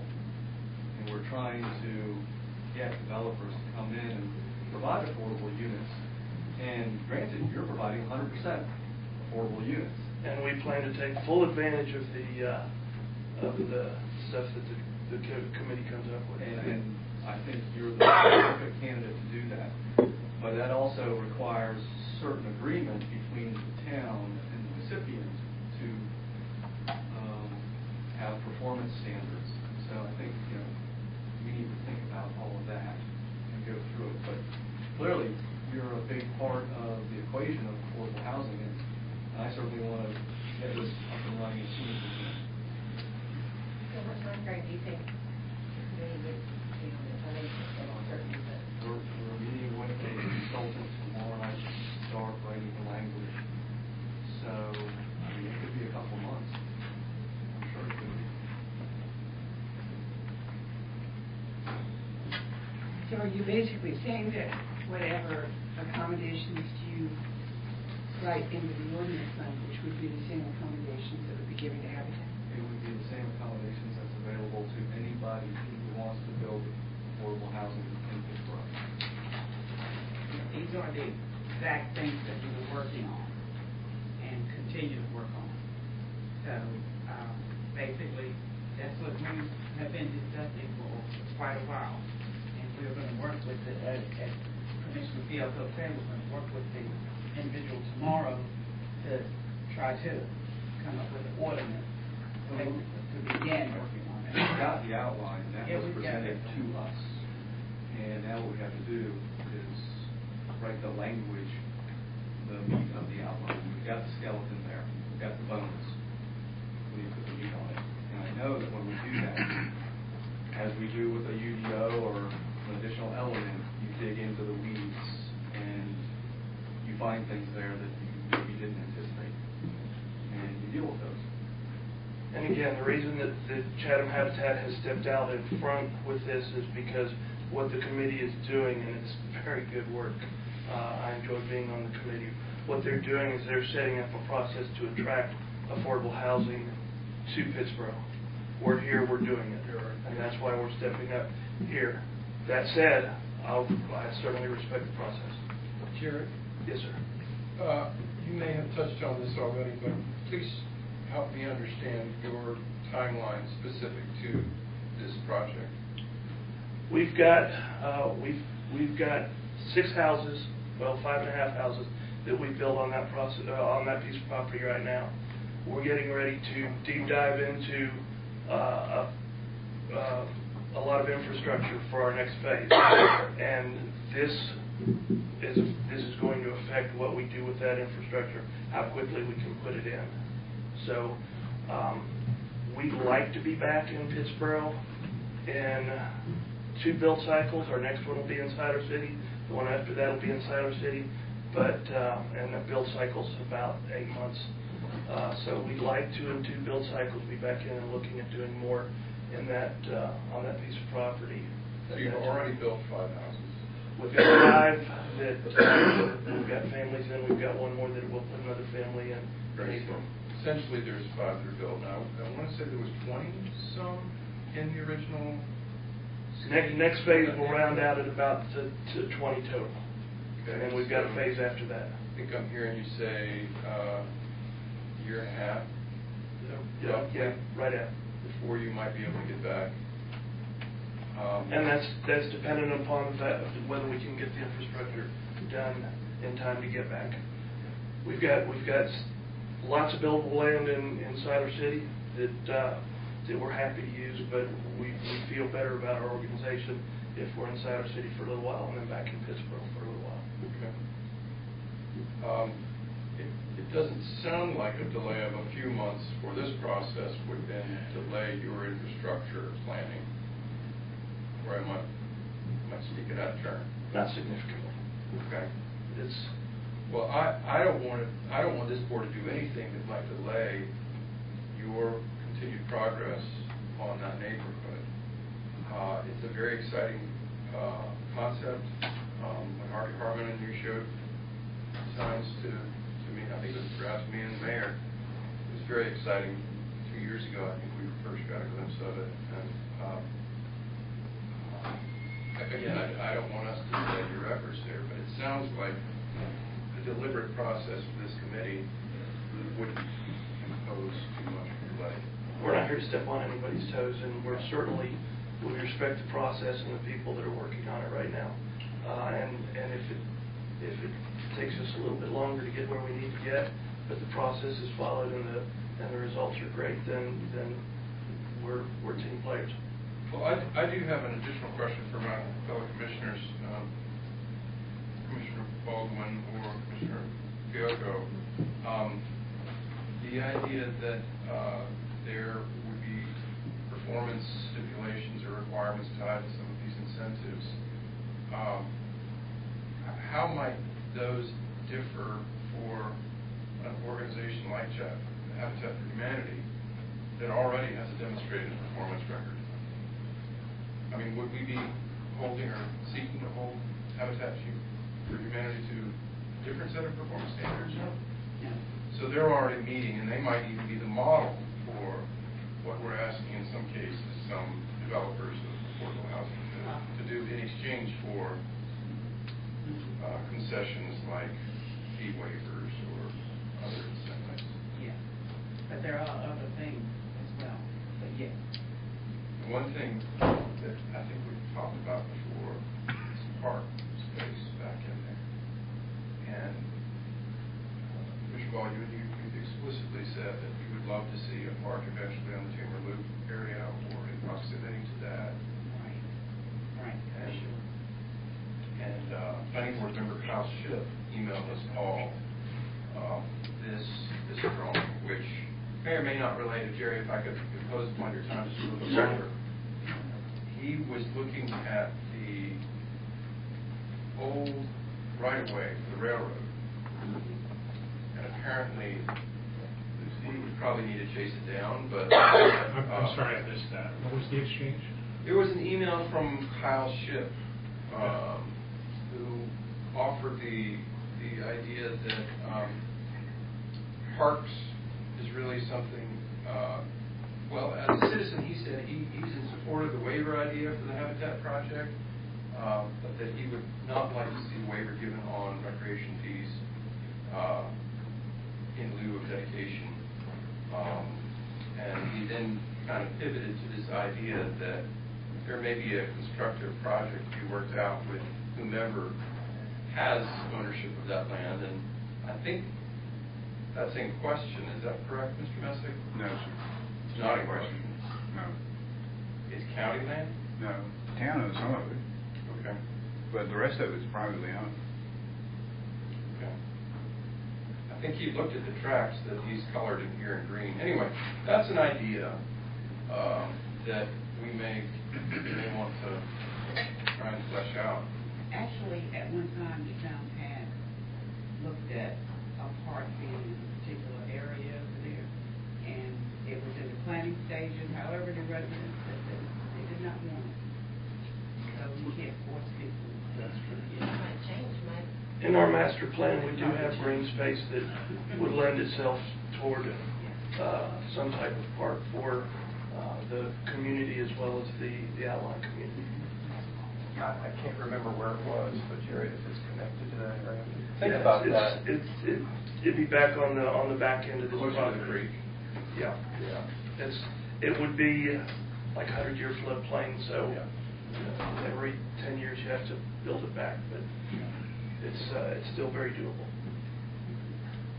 I have one comment, Jerry. I have been on the porches of the Habitat House. I appreciate you guys' work, but I'm just a little bit concerned on the cost on the town. I think we should have some type of input from our manager on any kind of cost, repairs, street repairs. I mean, this is taxpayers' money that's going to have to go back and repair these streets or water lines or anything like that. And you know, we got to be fair to all. We just can't say Habitat gets waived for all their fees and then charge another developer their full fees. That's going to do affordable housing. At very least, we need to know these numbers better. Yeah. I do want to add that once these people purchase their homes, they're paying town taxes, so that's something too that helps pay for the rent. A lot of these fees also still pay town salaries too. Yeah, we have to be sure that actually legally we're able to forgive, especially on the enterprise side, because they will be paying user fees down the road on water and sewer, but some of the fees up front, you know, that we worked long and hard to establish the development fees, for example, and those go towards future capital costs. And essentially what we'd be doing is asking the remainder of the town to foot the bill for future capital costs. So, I mean, certainly tonight, I don't think we're capable of making this decision. I think it, you know, I think we're all in agreement that this is a just cause and it's a worthwhile process, I think, to try to identify some of those costs and see what we'd be looking at down the road. Very good. Thank you so much, Sherry. We are just thrilled with what it is that we see both you doing and the committee doing. And I know that it's been a lot of long, hard meetings. So thank you very much. It's been good work, and I've enjoyed it, and it's been a privilege to be on the committee. Thank you all for your time this evening. I just want to say, I want to commend Habitat because having worked there in the past myself, I see the quality of homes that Habitat builds. They're good, sturdy homes. They don't cost much to heat and cool, and location's good, and that's the kind of model I'm looking for. We're hugely excited about our new homes. They've all got metal roofs. 98% of them we're putting solar on there. So it's a better home than we were building even 5 years ago. So I invite y'all to come out. I haven't been out there in a while. I'd like to come out and see what you all are. We're dedicating to mid-April, I believe, and you'll all certainly get invitations. That'll be great work. You need this back. Thank you, Jerry. Thank you all very much. Have a good evening. Thank you. So we have, as our final public item, commissioner's concerns, and so we'll start with Jay Hill. Yeah, I don't have anything. That, Michael? Nope. Pamela? Nothing. John? My goodness. Yeah, I have a child at home that is feverish. My wife doesn't have a thermometer that's working, so I'm not intending to drag this out, but I do have a list of items. Let's see. Jeff Jones, thank you very much for the response on the evacuation route from Powell Place. I just want to make sure that well, number one, the public understands where we are. Yeah. And also that we're continuing to move forward, and I think there was a piece with Mr. Messick on that. Yeah, I think we might want to circle back as a group at some point in time. I did have an opportunity, staff did have an opportunity to, by chance, meet with the property owner of the mobile home park on another issue, and while we had him there, we did offer up the idea, and they were supportive of the idea. So that was the first hurdle. So next is really just, can we legally do it? What would have to be done? What would have to be done engineering-wise to make the connection? And that really just happened the last couple of weeks that we were able to meet with the individual property owner there. So that's positive. And we can, what I sent to you, I'll send to the whole board of where we are, what my thoughts are. Okay. And maybe what. See Mr. Messick, and we'll get it on the agenda for we'll future meeting. Yeah. Thank you. Already took care of the UDO. So I have received quite a lot of emails regarding the cement plant proposal on Pittsburgh Moncure Road. And I think the board needs to understand better what has been asked of town as regards to access to pumping station or easements or access or whatever. So could we also bring that back at a soon? Well, we're going through our first review right now, and those comments will be going out Wednesday to the engineer and the developer. We'll be sitting down on Thursday to go over our comments. And then they'll have a couple weeks to revise those comments. There's nothing really to do at the moment until we kind of get a little bit further down the review cycle to see what we need to do. One of the topics of discussion is maybe having them oversize some lines. I think it was in particular a water line, to move beyond their area to serve further down Pittsburgh Moncure Road. That would be something that would be a request of the town to help future development, i.e. the park that might happen in that area where we need water. So there's some, we've asked them to do some study of what they actually need, and I'm not sure that they told us that. So that's going to be further comments and discussion that we'll have on Thursday with them. Once we know everything that they need, certainly that's going to be part of the discussion moving forward. How they will propose to connect to the lift station and to the water line is generally how people would connect anyway. There is an idea of a septic tank at this location and not connecting to the lift station because it is difficult, and the amount of sewage produced by 2 bathrooms for 3 people who work on site is so minimal that they would be putting that there may be an idea to put a septic tank in. That's things that we have to work through. If not that, it may be a small pump to get to the lift station. Those are engineering things that we're working through. I think the water's easy to get. It's the right of way down Pittsburgh Moncure Road. It's the getting underneath the creek to the pump station is the tricky part. And ultimately, we get to decide what we're comfortable with as a town. So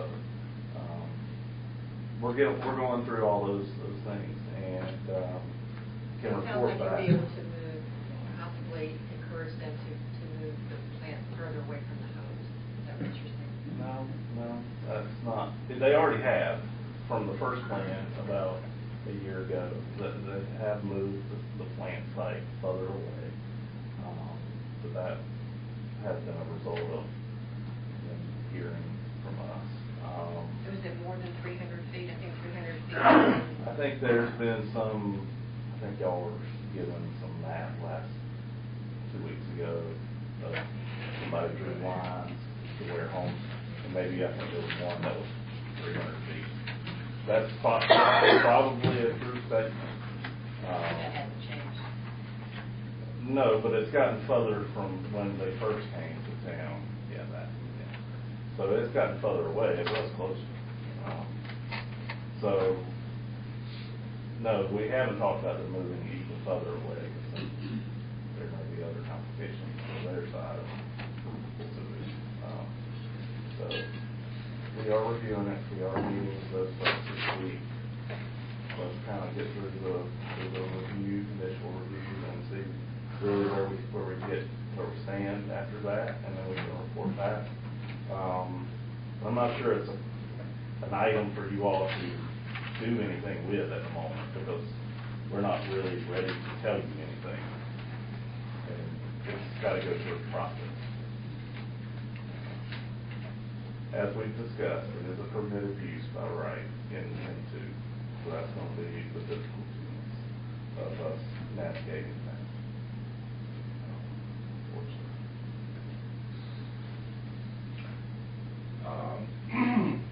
Thank you. Mr. Goodson, thank you also for the correspondence regarding the West Salisbury concerns about water pooling and possible penetrations into that Phoenix Bakery. Because Steve Carr is really upstanding fellow, and he's I wouldn't think he's a very deliberate person. I take these concerns very seriously, and I'm asking myself, what if in the end it is determined that it's our water main that's leaking that's caused the problem? What if? We would have to resolve that. And how would we determine that? How would any party determine that? I don't think it's been a likely anticipation at this point. I need to circle back with John. John was one of the most recent component of monitoring what was happening out there and seeing where the water is coming from and where it is showing up. The Addison dye, and it is not showing up like we were expecting it to.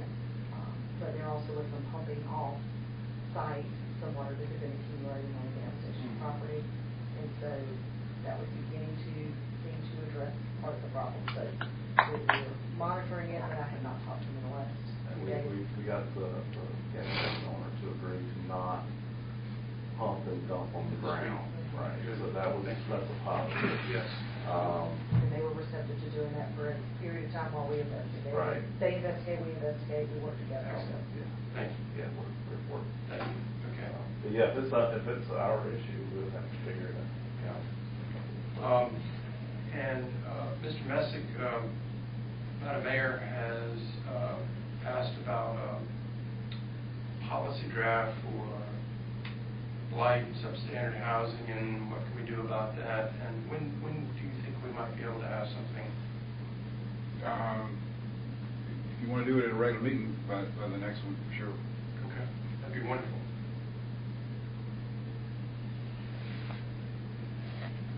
Thank you. Thank you all. All right. At this time, is there a motion to go into closed session pursuant to the general statute cited in your agenda? Second. Moved by Michael Fiocco, seconded by Beth Wilson-Foley. Go into closed session.